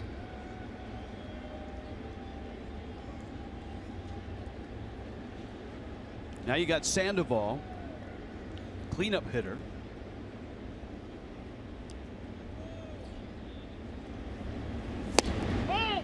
And the issue here for Urania is twofold. Number one, the Giants all of a sudden have a couple runners on, but he doesn't really have a safety net to work with because his pitch count is so high. So if he gets in trouble here and has an extended inning, his day could be done before he gets through the 5th.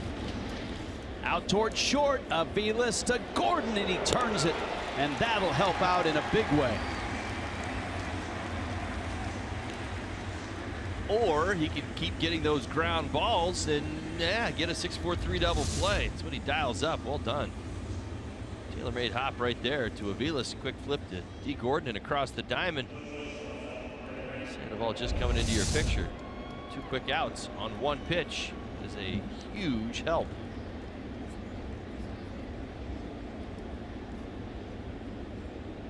Still an out to get. Here's Crawford. Crawford has singled and hit a sharp ball that got through Talise for an error, and he fouls it back to the screen. I'll bet you Brandon Crawford is going to have a burst before the season ends. I know it's been a miserable year for him. Be interested to see where he ends up. Changeup misses out. Ball and a strike. I don't see a whole lot different. Of course, I don't see Crawford every day of the year, but his approach looks very similar to what he's had throughout his entire career. He hasn't made any kinds of major overhauls to his swing, although I will say throughout this particular series, he's been a lot more aggressive with pitches outside the strike zone.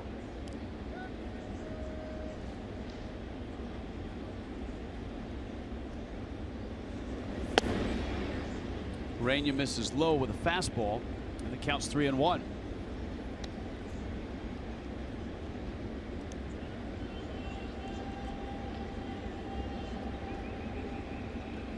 Three games going in the big leagues right now. Washington 2-1 over the Angels in the 6th.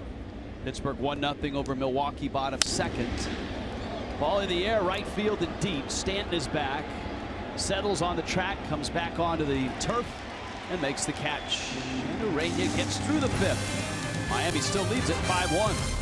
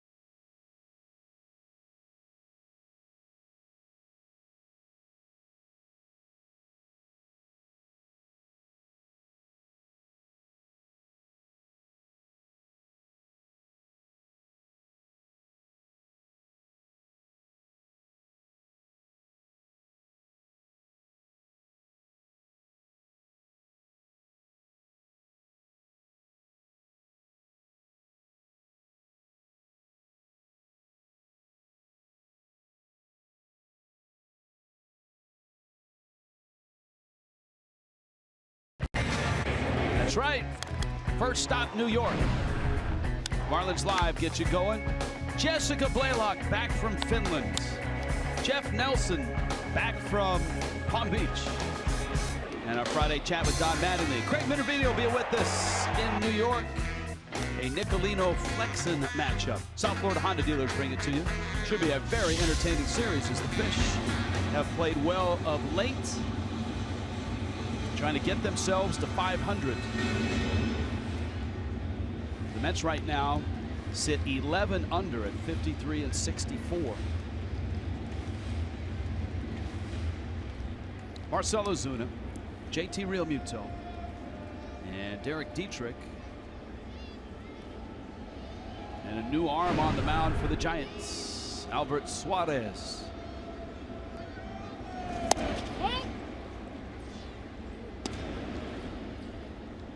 And in at shortstop, Orlando Calixte. Calixte takes over, and that double switch is going to go into the 9 spot. Brandon Crawford out of the ball game.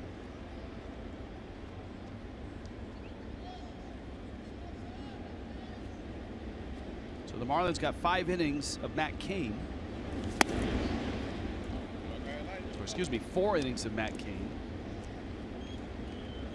Seemed like 6 or 7 with all the pitches that he threw. Ozuna an RBI single in the first. That was the big inning for the Fish. Took a 4-0 lead. Suarez bounces one up there. It's 2-2. Suarez 4 pitches. Fastball, slider, curveball changed. Likes the slider and the curveball. You've seen it a couple of different times already to Ozuna.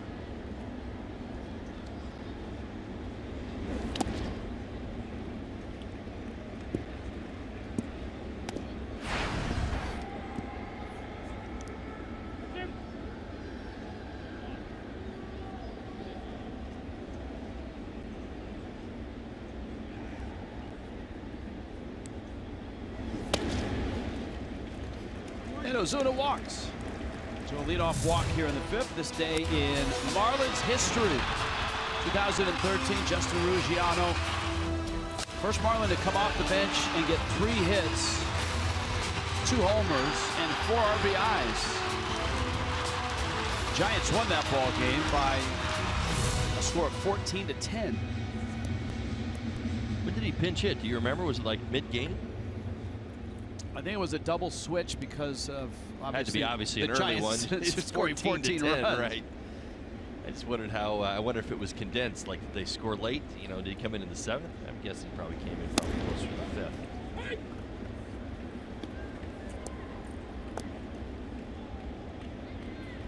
JT 0 for 2. 3 hits in the series, a double, knocked in a couple, including an RBI ground ball in the first inning here.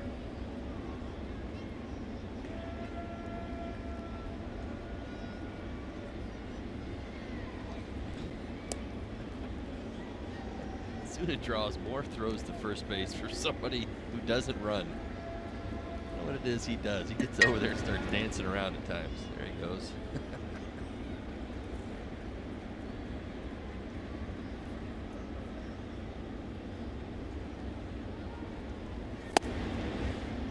Well, you oftentimes hear a base running coach will talk about a guy like Osuna and say, hey, look, he may not be able to steal a base, but that doesn't mean he can't occupy the mind Absolutely. of the pitcher. I mean, some guys will take 2 steps and just stand there. Right. When he gets out, he gets a good aggressive lead. He just doesn't run very often. Big breaking ball pulled foul.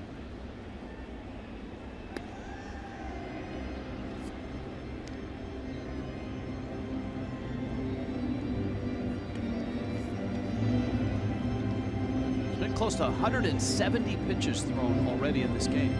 It doesn't feel like it, though. Okay, I'm just kidding. as I forget, the announcer said to Don Koharski, have another donut. Right. Eh? That's a hockey reference. Sorry about that. Just crept in. That one down low. Was it Jim Schoenfeld? Come on, hockey people in the truck, help me out here. Yes. Jim Schoenfeld. It was Jim. Don This is one thing Koharski. I know about donuts, and Jim Schoenfeld, Rich. Okay. The Head coach. Look Great at defenseman. Craig jumps right in with the donut chatter again. Thank you, Craig. That's a mistake. 2-2, and it's a foul ball. Real Muto pulled it wide of third. Osuna returns to first. Matt Cain's line. 4 innings, 5 hits. Of his 5 runs, only 2 were earned. Giants had 2 errors, including the catcher's interference to open the game, and that drop line drive by Crawford, which really hurt because Talise had a 2-run double right after it. JT pulls it to third. Sandoval out there, and again, you're not going to get Real Muto on a slowly hit ball to third on a double play.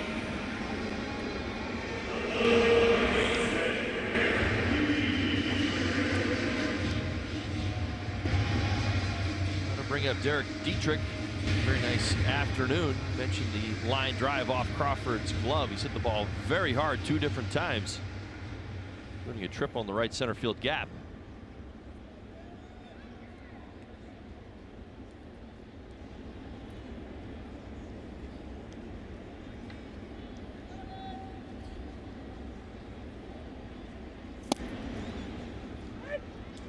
And a strike from Suarez.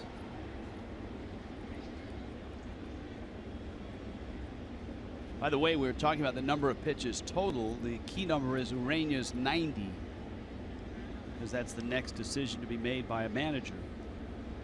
Miami's bullpen has activity.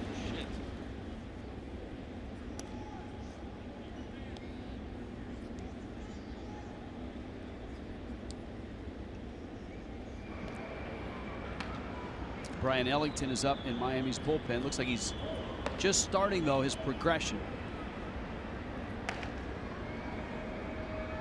So it's a good chance Ureña's going to start the 6th. Real Muto runs. Good jump. Nice slide. And another stolen base for Miami's catcher. Great jump, great pitch to run on. Remember, did everything he could. And watch the break. Watch Utley come out. You see JT almost on his way up. That pop-up slide before the ball even gets to second base. Huge jump.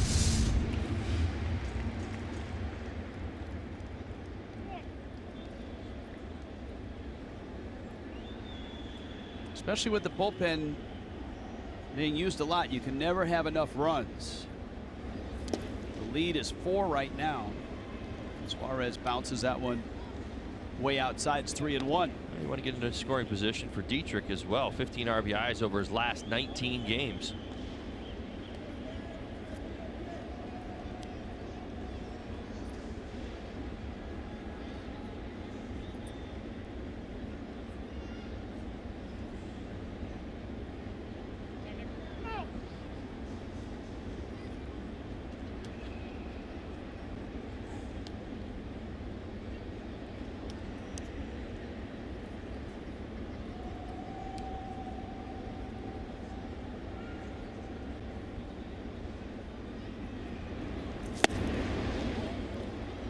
Full count.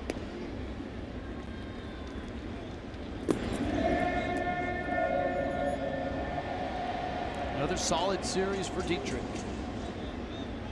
Right now 3 for 6.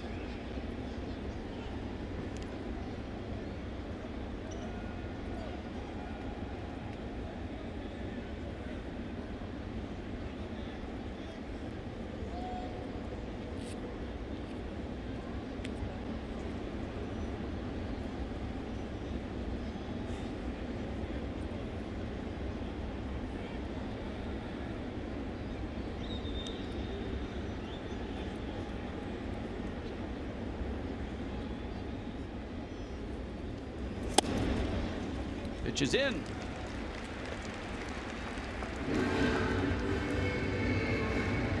When Dietrich walks, Talise is coming up, and you can come into Marlins Park with your mobile device if you get the ballpark pass, and it gets you to every home game the rest of August and through September. It's just $29.99 a month. Got a couple good bobbleheads coming up. JT Realmuto and Christian Yelich. Of course, the Fish trying to get to 500 and finish September strong. Marlins.com/pass. The way to go, or just download the ballpark app. Talise having a very nice afternoon. Run scoring hits. Opportunity for a third. 2-run double his first time up. RBI base hit last time.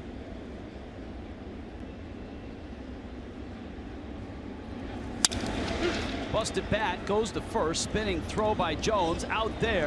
Safe at first is Talise. With a couple of Giants waiting for that throw at first base.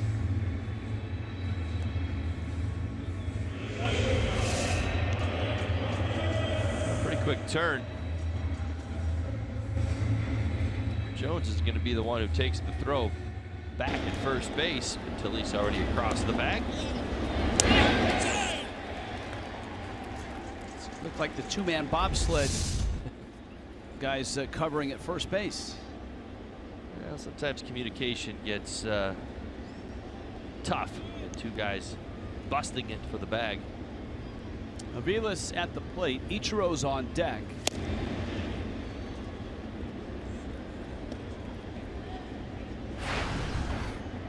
And the count 0-1. Suarez did his homework. Aviles really did expand his strike zone last time up. Chased a few different sliders from Kane. Suarez right back out for slider on the outside part of the plate. Fastball right there.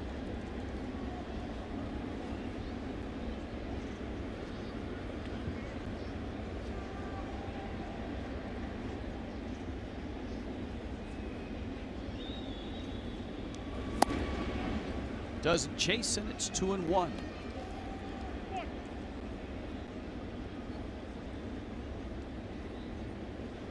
Marlins get into New York tonight. LaGuardia probably around the third or the fourth inning of that Yankee-Mets game, which is at Citi Field. Into right field, and Aviles knocks home run number 6. Realmuto scores for the second time. And the bottom of the order has been productive. Obviously, Talise with his 2 hits and 3 driven in, and now Aviles in the 8th spot. A real nice swing of the bat. Had seen nothing pitches away. The slider and the fastball chose wisely. This fastball right here, he stays on it, drives it through the hole on the right side. 2-out RBI. Really nice swing of the bat.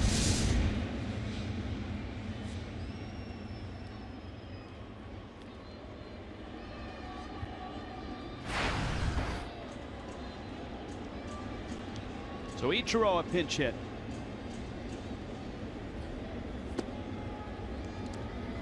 Pitch hit single last night. Now 19 of them on the season.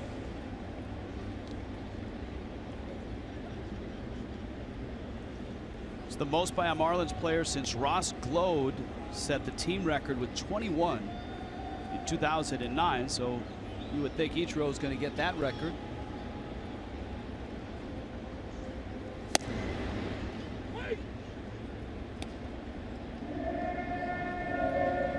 .365 hits.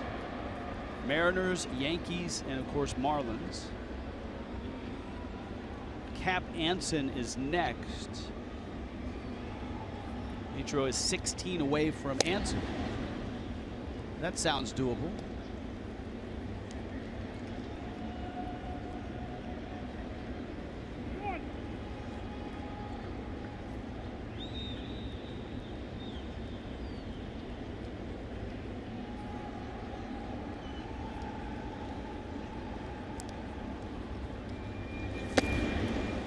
I think everybody knows that he's 43.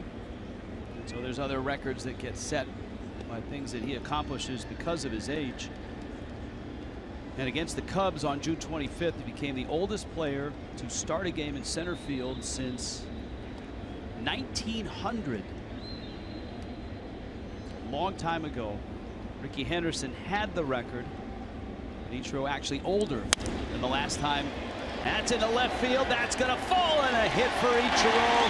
Talise comes home, and Miami has a 7-1 lead, and he's a little closer to Cap Anson and 21st all time. Oh, this is classic Ichiro, right? Now watch the approach. Two-seam fastball, stays on it. See how it's tailing off the outside corner. You see Hundley's glove kind of going outside to catch it. What's Ichiro do? He doesn't try to pull that ball to the right side. It would have been on the ground. Stays right through it. Drops it into left field for an RBI single. Now 20 pinch hits this season.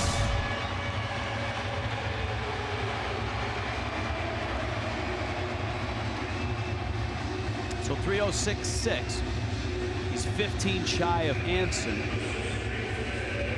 Dave Winfield will probably have to wait until next year.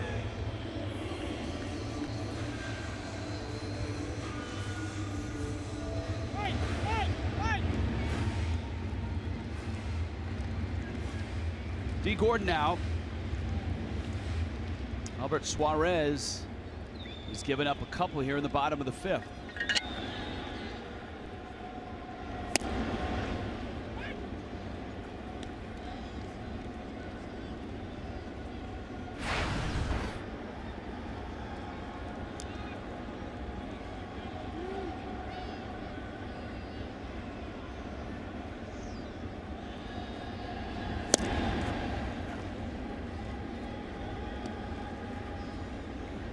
Ball and a strike.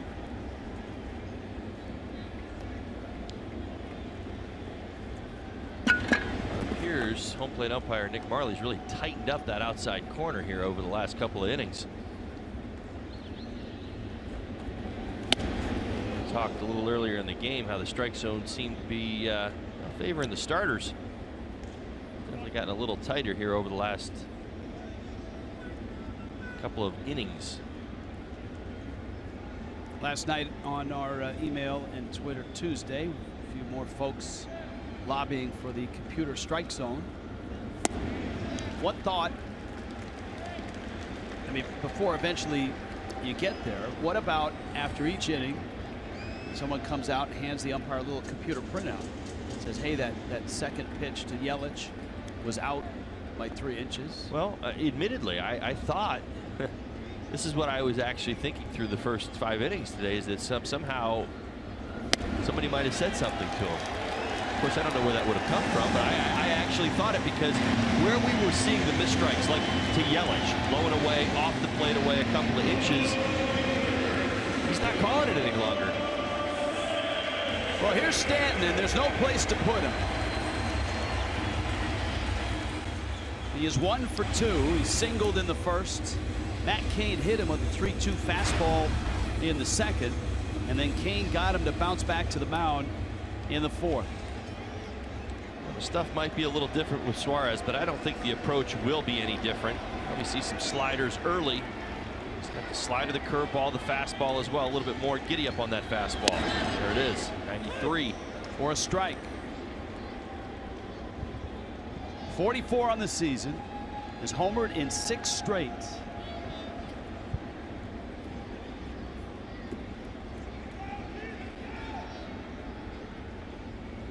Of course, the major league record is 8 straight. We've been talking about it for the last few days.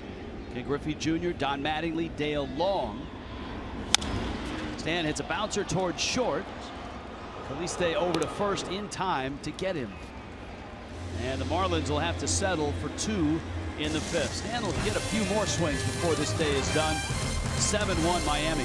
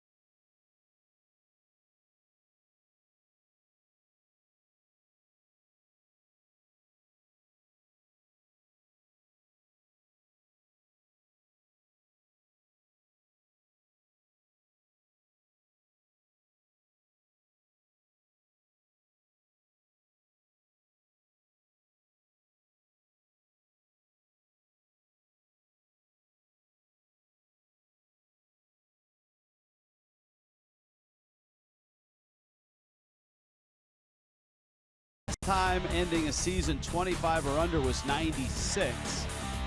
36 or more out of first place, 1946. Of course, the Giants had not won a world championship in San Francisco until 2010. They ripped off 3 in 5 years.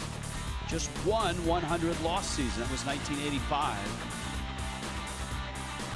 And so certainly these are not uncharted, but it's a long time since they've been in these waters. 7-1 Miami leads. A look outside.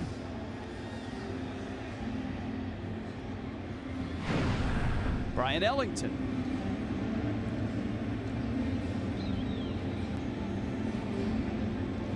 See the numbers on the flamethrower, 7.71 ERA. He's got the big arm.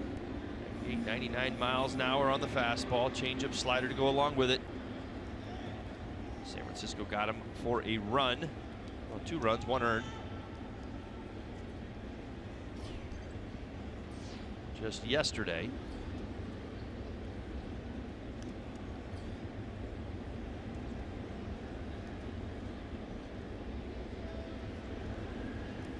Nick Hundley, the first hitter. And if you follow the Marlins, you know that Ellington throws hard. The challenge for him, developing secondary pitches. Well, trusting them as well.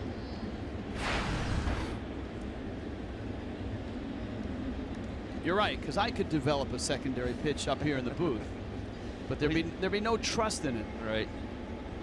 Or at least we wouldn't trust it could get anybody out.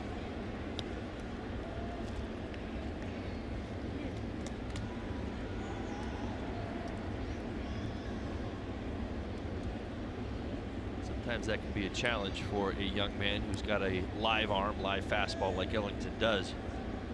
Think about the path to the big leagues, the ability to overwhelm even big league hitters, but to do it through the minor leagues. So sometimes you get there. You don't have to work as hard on the slider. You don't have to work as hard on the changeup. Why? Because you default to it. You throw one changeup maybe early in at bat. It's not a very good changeup, but then you just blow a guy away. What do you end up doing? Well, you end up with a good fastball, but you get to the big leagues, you realize just having a good fastball is not good enough. Sometimes it'll catch you, or catch up to you, those secondary pitches. 99, and he strikes out Hundley. It's too bad in the progression that the velocity comes first. Yeah. Right? I mean, right. Because and you hear it lamented in the game at the lower levels in high school, college, minor leagues, scouting and all of that.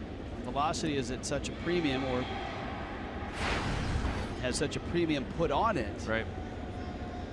That young kids just don't develop the feel of the secondary pitches or pitching in terms of changing speeds. That's a catch and a tag. How about it? It's a play by Talise. Talise still finding his way at first base. Jones was right up on the bag, so he had to get him before that foot got down. Aviles does everything right. High throw. Pulls Talise off the bag, but you see that as he goes up, able to tag. Get a tag on Jones. Yeah, right there, just before that front foot hits the bag. Nicely done.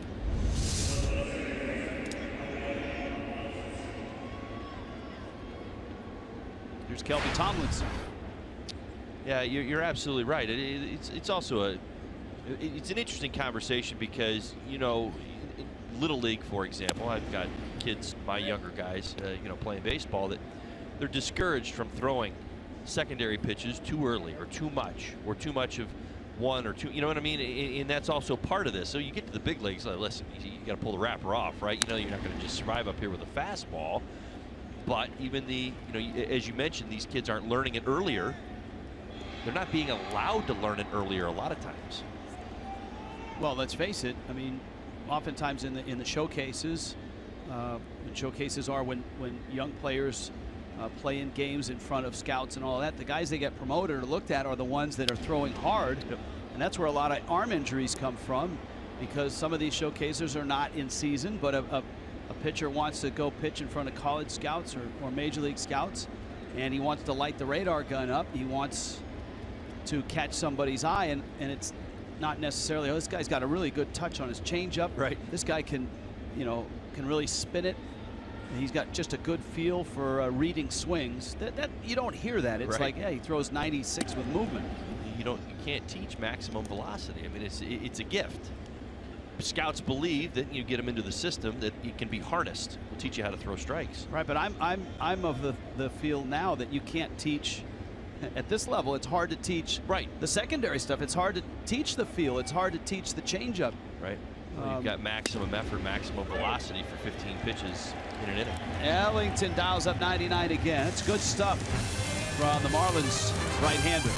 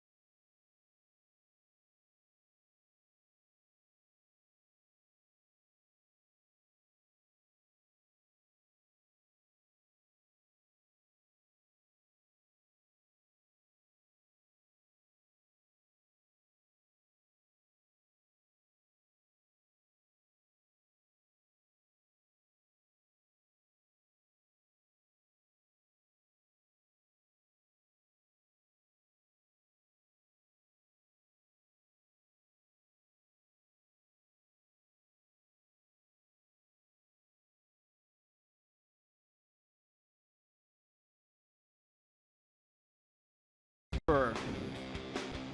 This is Cole Calhoun.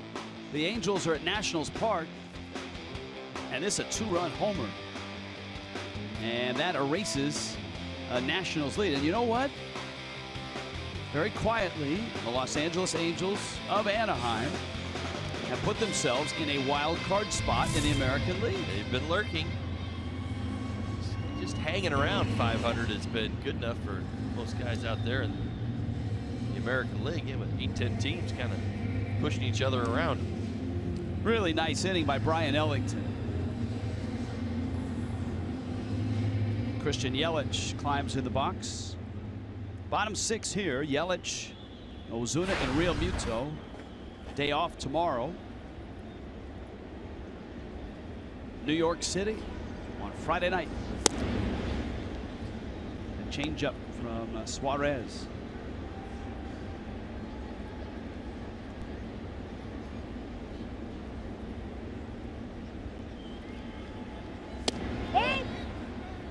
Now back to your conversation about the strike zone. And look, this is a young umpire that probably doesn't get to work a lot of games with the strike zone technology. And you said it sounded like someone has whispered in his ear. In our conversation with umpires in umpire rooms over the last 3-4 years about the strike zone, about this computer grading system, this is what happens. Yelich, as a hitter, has had a few previous at-bats, and he'll go in and watch the video and see where the pitch was, whether it was in or out. There's no secrets anymore. That one flipped down the left field line, and the same thing happens with a catcher or a pitcher. So both dugouts know if a pitch was missed or a pitch was made. So in the course of the game, whether it's a catcher or a hitter, and whether the catcher offers it to the umpire or the umpire actually asks the hitter and said, hey, hitter will say, look, you missed that one in the second, or you know what, if he had argued on it and it was actually a strike, my bad, you got that one. I think when you get into the 5th or the 6th inning, the umpire has a pretty good idea of what he's missed and what he's called accurate. And every umpire at the end of the game gets a printout of his game. He knows exactly which pitch he misses, which pitch he's stuck. And that's how the learning begins. That's how you dial in that strike zone. And I would imagine over time, maybe even speaking to Christian Yelich's day at the plate, that over time an umpire would learn that quicker. Because you think, you know, even in today's ball game, you say, okay, well, I certainly understand that. We've talked about the outside pitch. It was off the outside corner. You know, we showed you Yelich has missed. He said like 3 or 4 pitches well off the outside corner called for strikes. Good changeup. Yelich swings and misses. So you would even agree that, you know, over time, maybe it won't take 3 innings. That message gets delivered, it's received, and the adjustments made maybe over 1 inning. Now, Marley is a young umpire that's up here working this series, so he does work games in the minor leagues. It's my understanding that there are a few minor league ballparks that have this technology where umpires will also get accustomed to calling that strike zone with the technology. That one popped foul and out of play.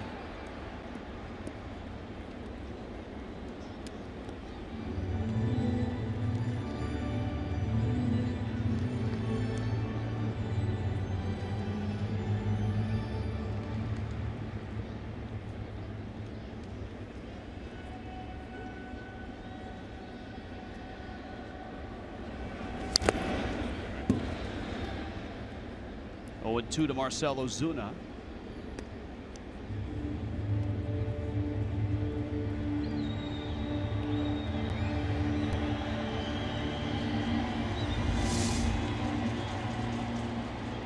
Circle change.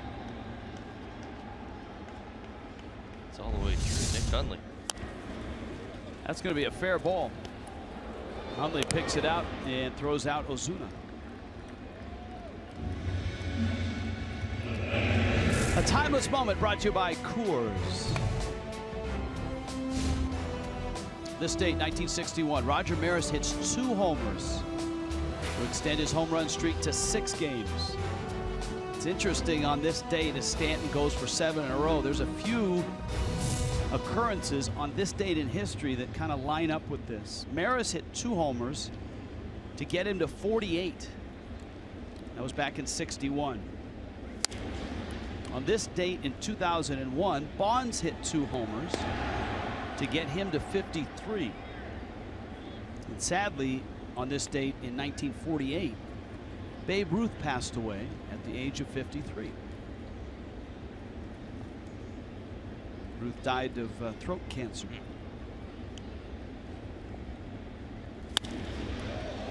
Realmuto sends that one to center. Span is back. And Suarez a much cleaner 6th than 5th. Like the cap.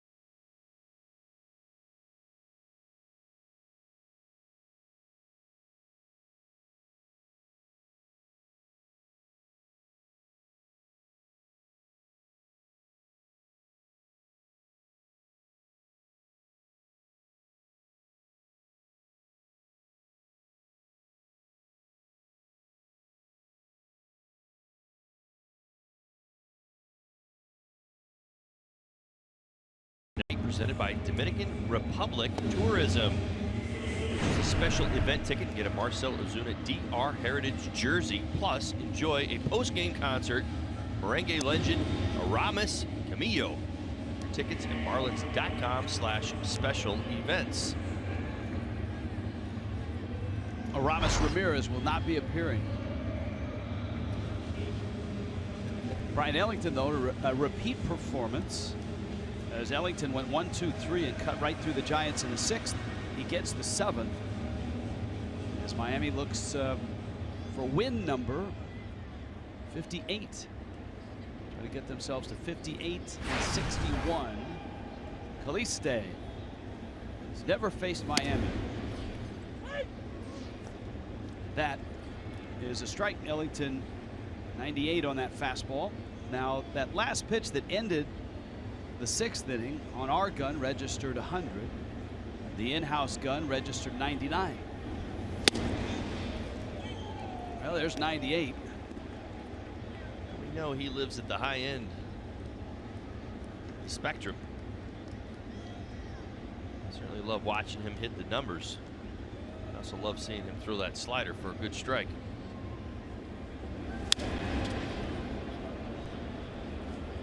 Caliste is out of the Dominican Republic.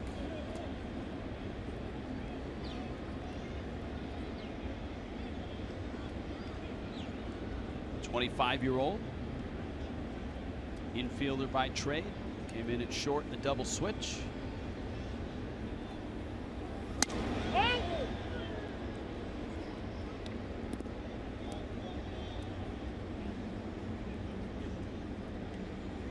One and two.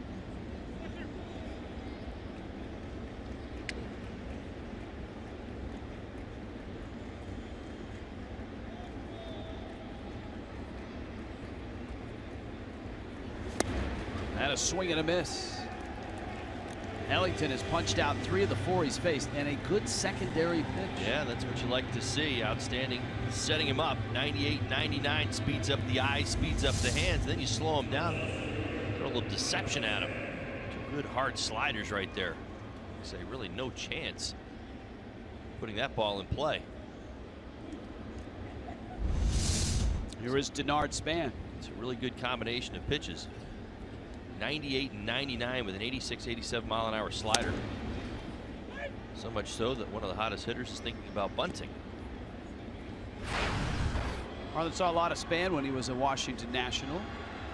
Speaking of the Nationals, obviously Bryce Harper is on the DL. They lost another outfielder, Brian Goodwin, on the 10-day DL with a left groin strain. But they got Taylor back. Just off the DL. Michael Taylor. Still there missing Jason Worth, Adam Eaton, Ryan Rayburn, Harper. It's a lot of outfielders. And they've called up to replace him, a former Marlin and former a lot of teams, Alejandro De Aza. 6th major league team for De Aza. Got some pop in that bat. It's a pretty good changeup. Wellington right there.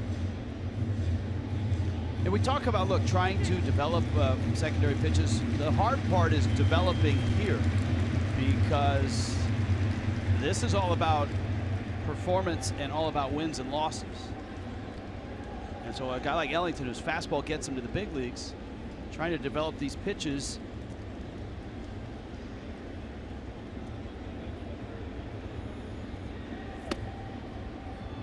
And this is a perfect opportunity for him. He's got a 7-1 lead. He's able to stretch things out. He's getting a couple of innings. That's exactly why Don Mattingly gives him that second inning. He wants the progression to continue. You see the preload right there. He's holding the changeup. Switches that out. Fastball.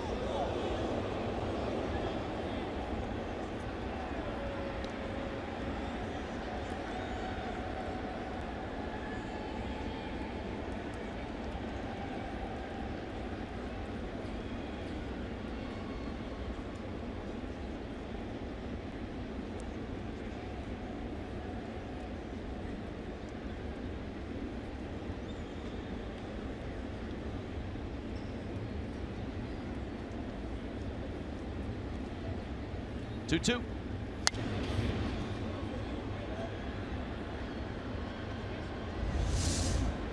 This foul ball.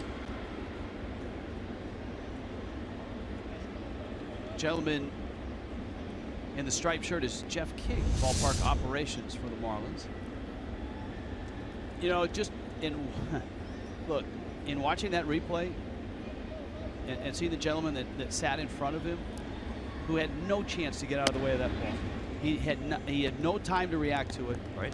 The gentleman, I believe, in the sunglasses. To me, that speaks to the nets behind the dugouts and why more major league teams are going to that. Citi Field has done it. We'll get a first look at that when we get there. We've seen Atlanta do it. The Nationals on a hop. Aviles on a first. I think you just got to get it done.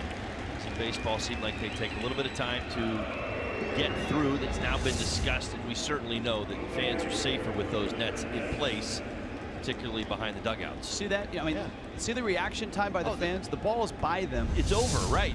Even your movement, it's delayed. You're not reacting fast enough to it. Everybody complained. Look at the number of people who don't move. The two guys in front there. The guy in the black t-shirt, and the one, yeah, you're right, the guy in the glasses. It's over. Ball's already by.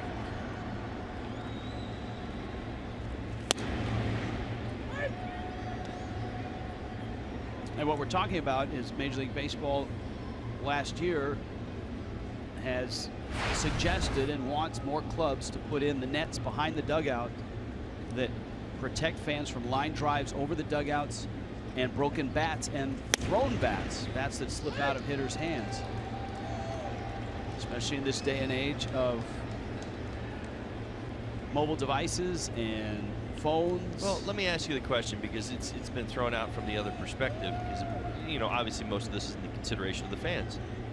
Do you think there's a fan alive that says, no, I don't want the net there, it's blocking my eyesight? There are, absolutely. You think they still exist after as much as we've seen, as far as harm that's come to certain, come to fans in the seats off line drives? I do, but I will say this: the advancement in netting, the technology now, the net is so thin. Yeah, you barely see it. The new ballpark in Atlanta is a great example. We've been there twice. If you go and sit behind that netting, You don't even know it's there. You don't even know it's there. There's a 1-2. Boy, Brian Ellington really looks good. That's 101, and his secondary pitches were good as well. Really nice to see the young man come out here and have 2 great innings.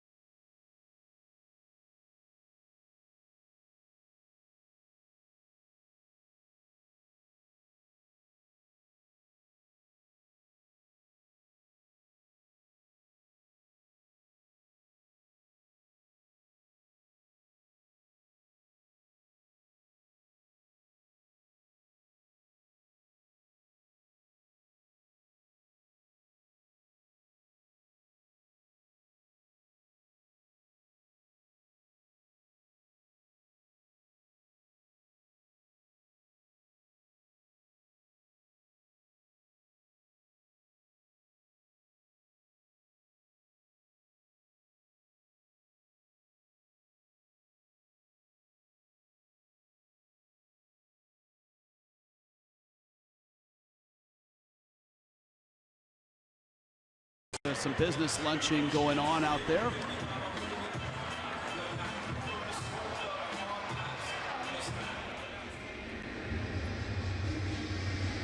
Giants and Marlins, and for the Marlins,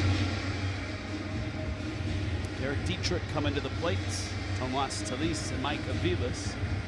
If you're just happening by, Giancarlo Stanton is 1 for 3 in the ball game. A single, was hit by a 3-2 fastball in the at-bat against Matt Cain, and then is bounced out twice. Dietrich's triple in the 3rd and walk in the 5th helped ignite rallies. Dietrich has scored in both of those innings. And the offense has come mostly from the bottom of the order. Tomas Talis, 2 hits, driven in 3 in the 7th spot. Mike Aviles hitting 8th RBI single, and a pinch hit from Ichiro to drive in a run in the 9th spot. Dietrich, right field, and Pence gets there. Hunter Pence can go get him still. Well, he certainly can. Bit of a late break from Pence. Didn't get a great first jump, but recovered nicely. See, he hasn't moved yet. Had to pick it up off the bat. Then it turns on those Jets.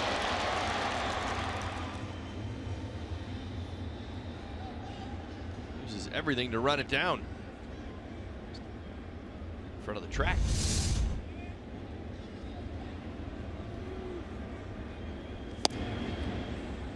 Talis takes a changeup.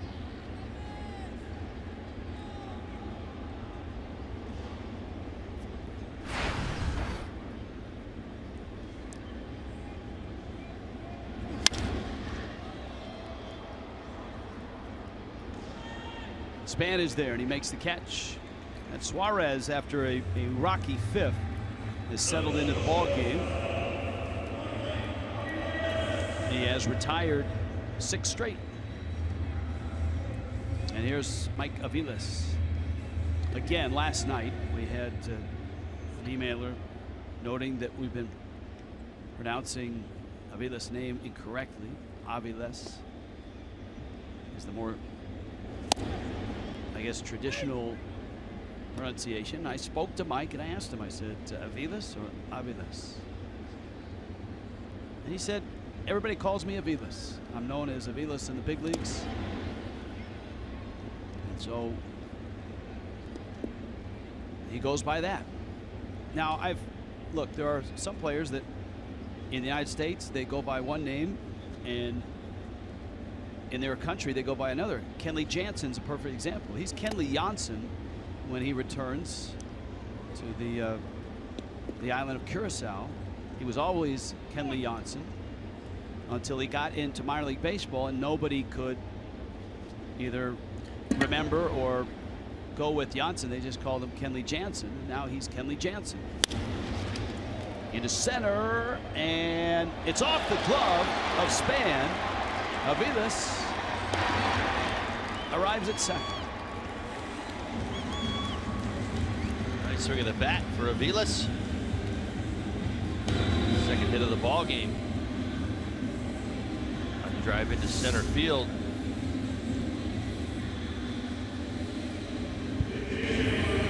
Pitch to hit. Aviles all over it. Spin. Pretty decent jump. A lot of times the hardest read for a center fielder is the ball right at him. You have to gauge the spin. I think in that instance, Bernard Span was not able to read it right away. Cost him maybe a step or two. Runner in scoring position here in the 7th for the Marlins, up 7-1.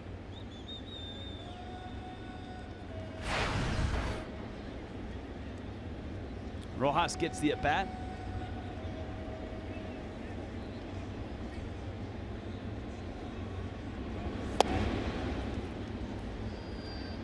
The ultimate battle on pronunciation was Matt Diaz. He was a Marlin killer as a Brave, and on nights where he would play, we would be inundated with, it's Diaz, you're mispronouncing it. And he was always known as Diaz throughout baseball. So, you know, what you always do in whatever sport you're covering, you go down and you ask the player, how do you pronounce it? How's your family pronounce it? And Matt said it's Diaz. And so then he went to the Pirates, and it didn't relent. People were still upset. So we actually had Matt record a 15-second public service announcement that we would play before most of his at-bats. Yeah. And in it, he said, first, I want to apologize to everybody.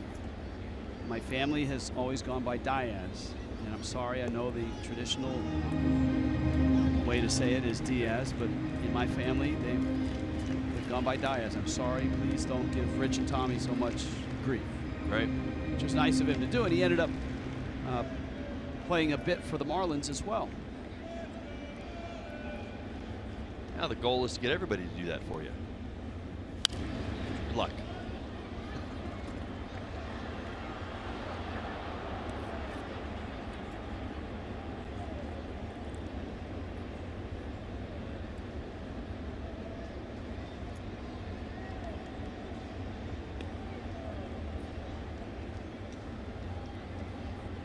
Rojas with the count 1-2. Gordon's on deck. Stanton is assured of at least another at bat.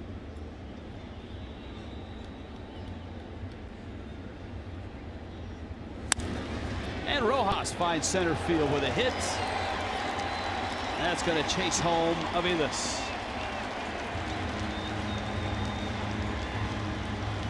So 2 pinch hit singles in that 9 spot. Ichiro in the 5th, and Rojas here in the 7th. Well, how about it? Breaking ball, tough pitch off the outside corner, 77 miles an hour. Swing by Rojas, goes out and gets it just a little bit, drives it into center field, picks up an RBI single. Why not? Marlins now 6 for 11 today with runners in scoring position. Giants so successful, 0 for 8.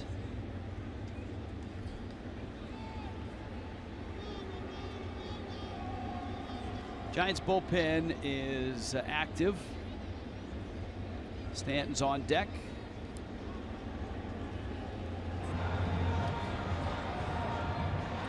Josh Osich in the bullpen.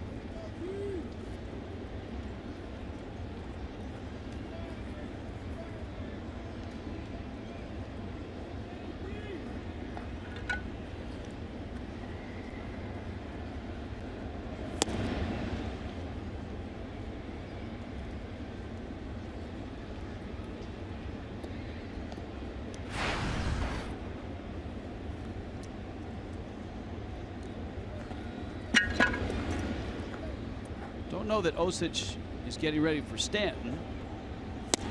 But if the inning continues, maybe Yelich. Maybe Yelich. Osich does not have very favorable numbers as righties.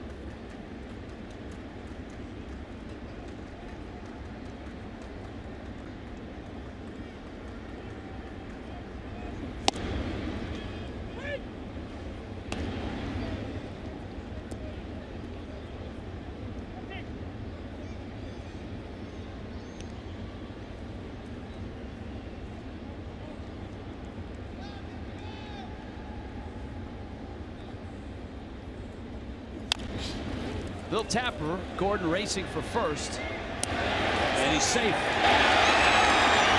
Bang bang play. Gordon legs out a hit. Giants obviously a look in their video room. And can D. Gordon motor.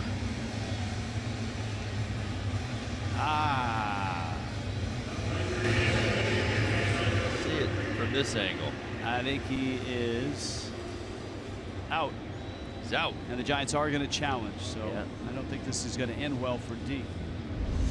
Either way, boy, he has got another gear down the line. Suarez did everything he could, just get off the mound and field it pretty cleanly, and strong throw to first base. And D, as you can see, getting very, very close.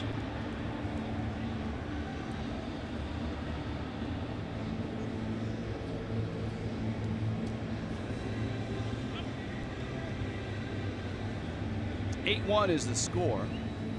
Don't know that this is going to take long. There are 3 games going, actually now 4 games going in baseball. So it's the early shift in New York. Of course, there's always 2 umpiring crews that rotate in and out on a day in baseball. So they may have gone to Italy for lunch and then at Chelsea Piers walked into the offices there to watch some baseball. Interior of the glove.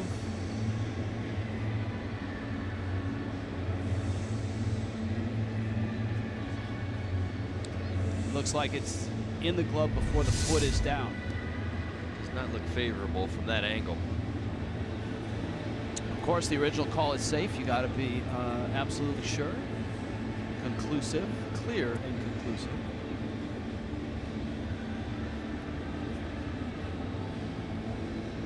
It's interesting that this one's taken so long. He's out.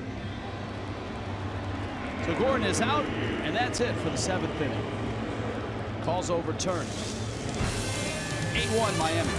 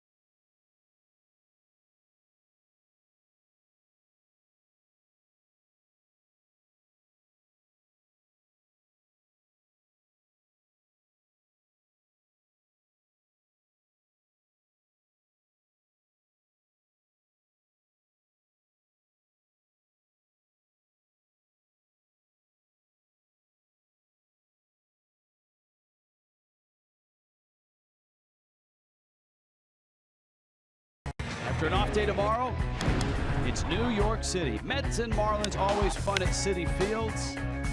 Justin Nicolino gets the first start of that 3-gamer. Marlins live with Craig Minervini live from Citi Fields. Certainly there'll be a parade planned for Craig while he's on the field. Jessica Blaylock and Jeff Nelson will be in studio. And we check in now for Craig Minervini. Now, Craig, it's always special for you to go back to New York. It's your hometown.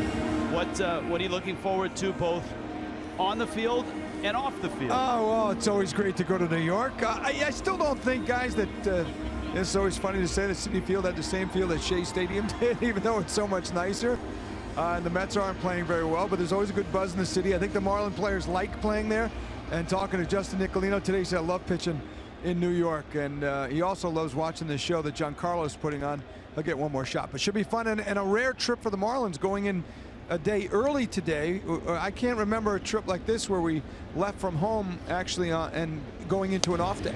So they'll have a nice off day in the city. All of us. They'll buy some donuts tomorrow for the guys. Very good. That's a step forward. Like that would make them a day old on Friday, wouldn't it? That's a good point. Thank you. Maybe just scouting trip tomorrow. Come on, Craig. Let's go. Javi Guerra is in. And Guerra's pitch is pulled to first. And Talise is there to get to the bag. As Jarrett Parker is out. Javi Guerra into the ball game. Real nice performance. His last time out versus the Colorado Rockies, did pitch a couple of innings, picked up 3 strikeouts. Very good. Second time, first time not so much. Trouble with his command, but off to a good start today.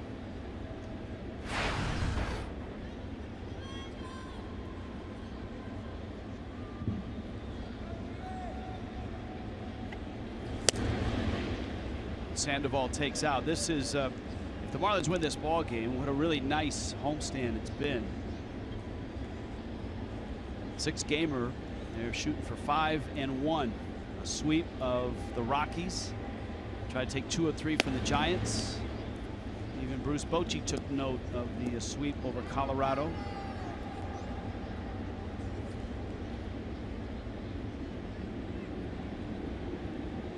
And Guerra was a big part of that sweep.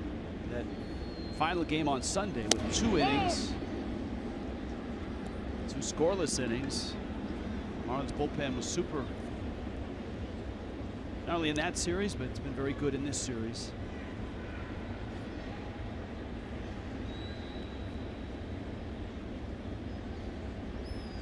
Last night a hiccup for sure. Kenichi Tozawa knocked around. Sandoval walks.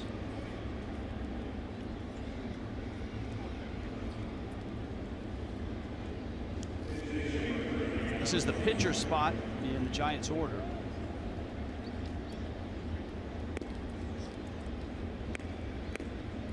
And Moncrief is going to hit. We've seen him a few times off the Giants bench, once in each of the ball games. Carlos Moncrief.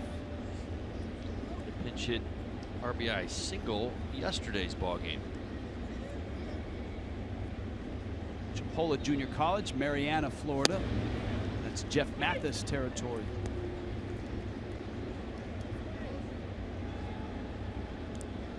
Who's coming out of the Central in the National League? That's a good question. The Brewers are still hoping to be that team. They're 3 over, but losing to Pittsburgh 4-3 right now. In the bottom of the 5th, a bullet. Talise has got it. Falling over Sandoval, and Talise gets to the bag. Sandoval spun his wheels and then face planted, and that gave Talise time to get there. That's a unique double play.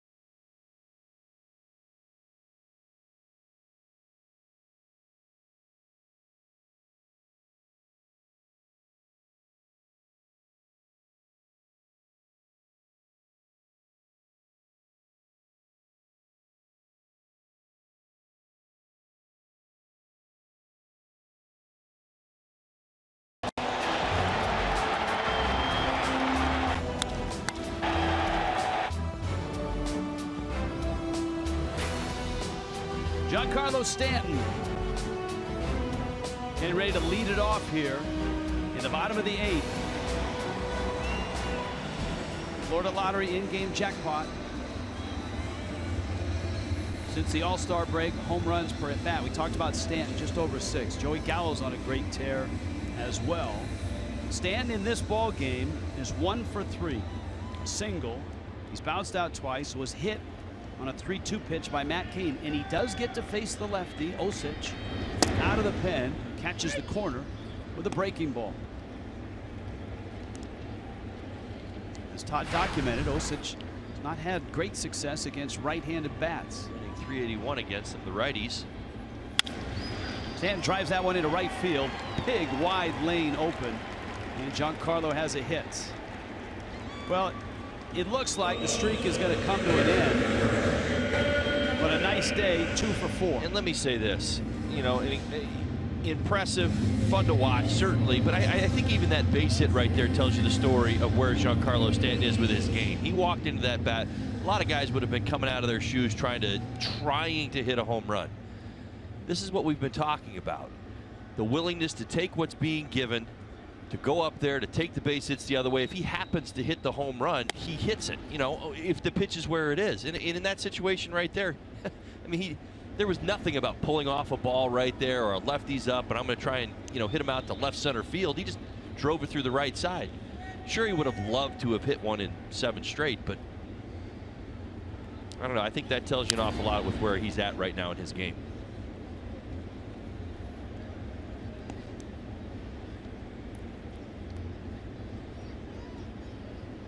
His batting average will be helped on a 2 for 4 day.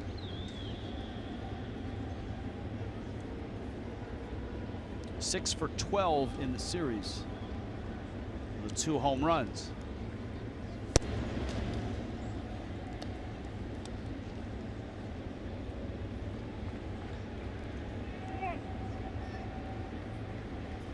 Yelich with a little bit of a grin. It's been a long day for Yelich. He and the home plate umpire have not seen eye to eye.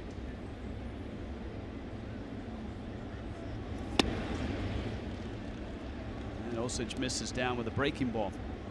I don't think there's any way we avoid this, Rich. Creeping up on 300 pitches thrown today.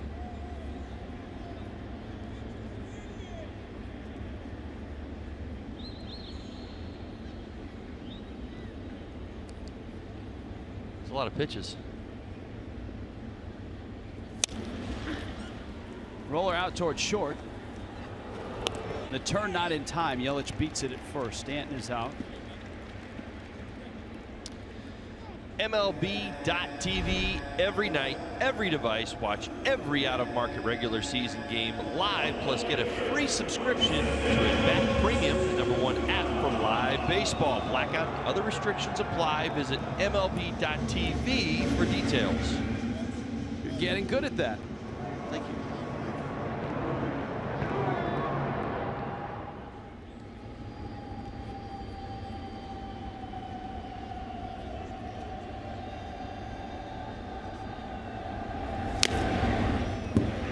Ozuna just gets a piece. Marcel knocked in a run with a base hit in the first. Miami has 10 hits, and the Giants never really recovered from that first inning.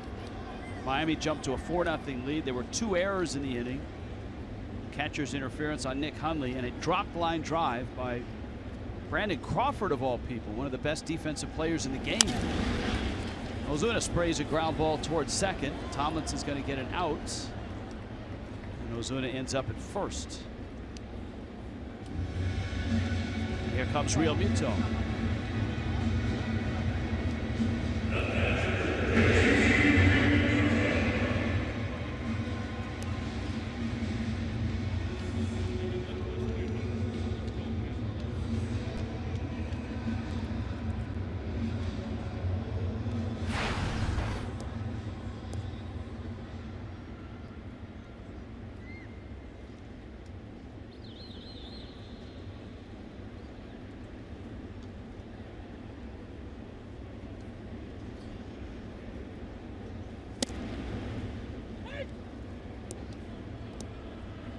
Colorado Rockies are at home tonight against the Atlanta Braves.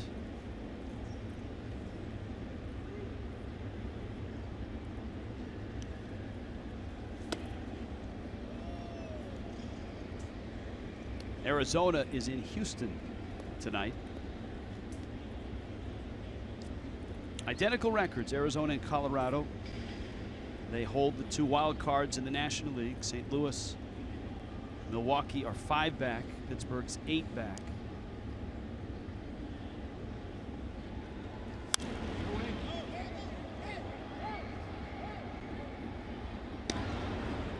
It will be odd for the Marlins, for us, and probably for you Marlin fans that are going to watch on Friday night, to see A.J. Ramos in a Mets uniform.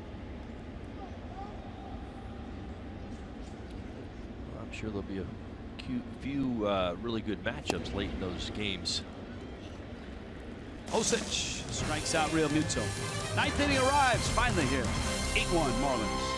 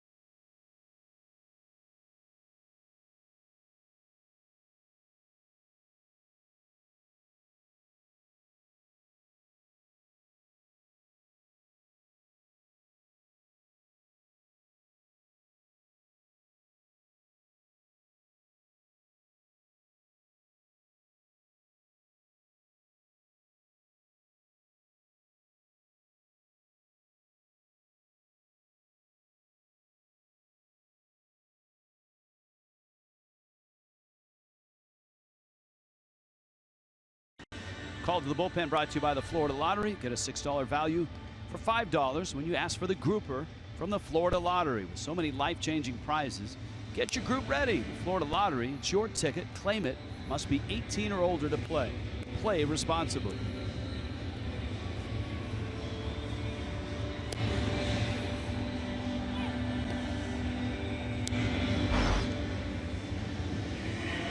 Brad Ziegler. This was a Jose Urena start. 5 innings for Urena. Gave up a run. It was unearned. Brian Ellington for Miami was terrific. He went 2 innings. Faced the minimum. Chalked up 4 strikeouts. Javi Guerra, an inning in relief. Hundley to the plate. Brad Ziegler outstanding. He's picked up 4 saves over his last 5 appearances. No earned runs allowed.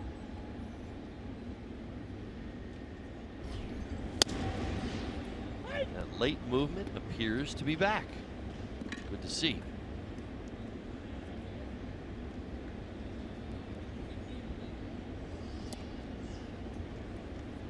And a good spot to get Ziegler some work, to keep him sharp. One of the reasons Don Mattingly immediately put him in the 9 spot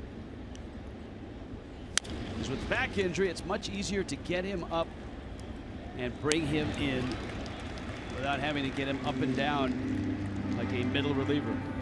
So Friday night, we invite you to settle in with El Dorado Furniture as the Marlins and the Mets tangle. Chris Flexen and Justin Nicolino. 6:30 for Marlins Live.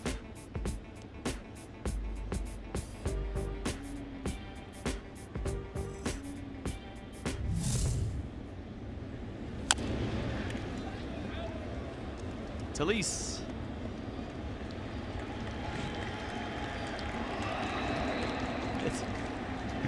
We love to compile like a little video of Talise at first base and have maybe a guy like Justin Bohr narrate.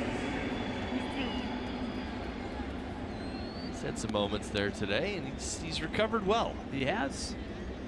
Great play on the double play. Sure.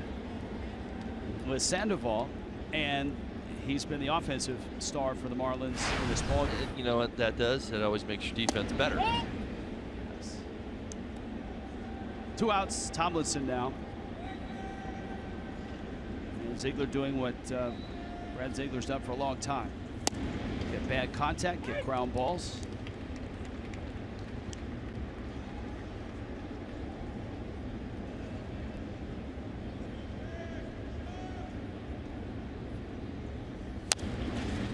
Just like that, Real Muto takes, whoa, that one overshoots the runway. That might just be a base hit. Well, E2, it comes up. Now let's take another look. This is more like a, no, let's not. I was about to say, Tomlinson changed his batting stance. He went from righty to lefty. There he is. Swinging butt up the line. We've seen JT make this play an awful lot. This doesn't make it any less easy. Nice job getting out. Obviously, the throw sails down the right field line.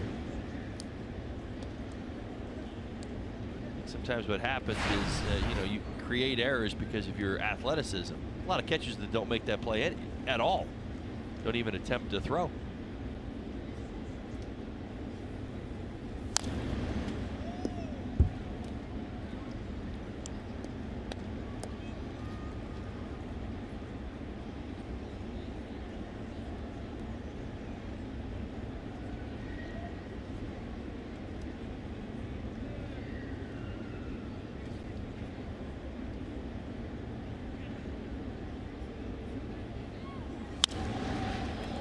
To right, Stanton is there. Ball game, and the Marlins take the series. Nice win here, 8-1. Giancarlo, a couple hits, but he's kept in the ballpark, and his streak ends at 6 in a row. We'll wrap it up when we return.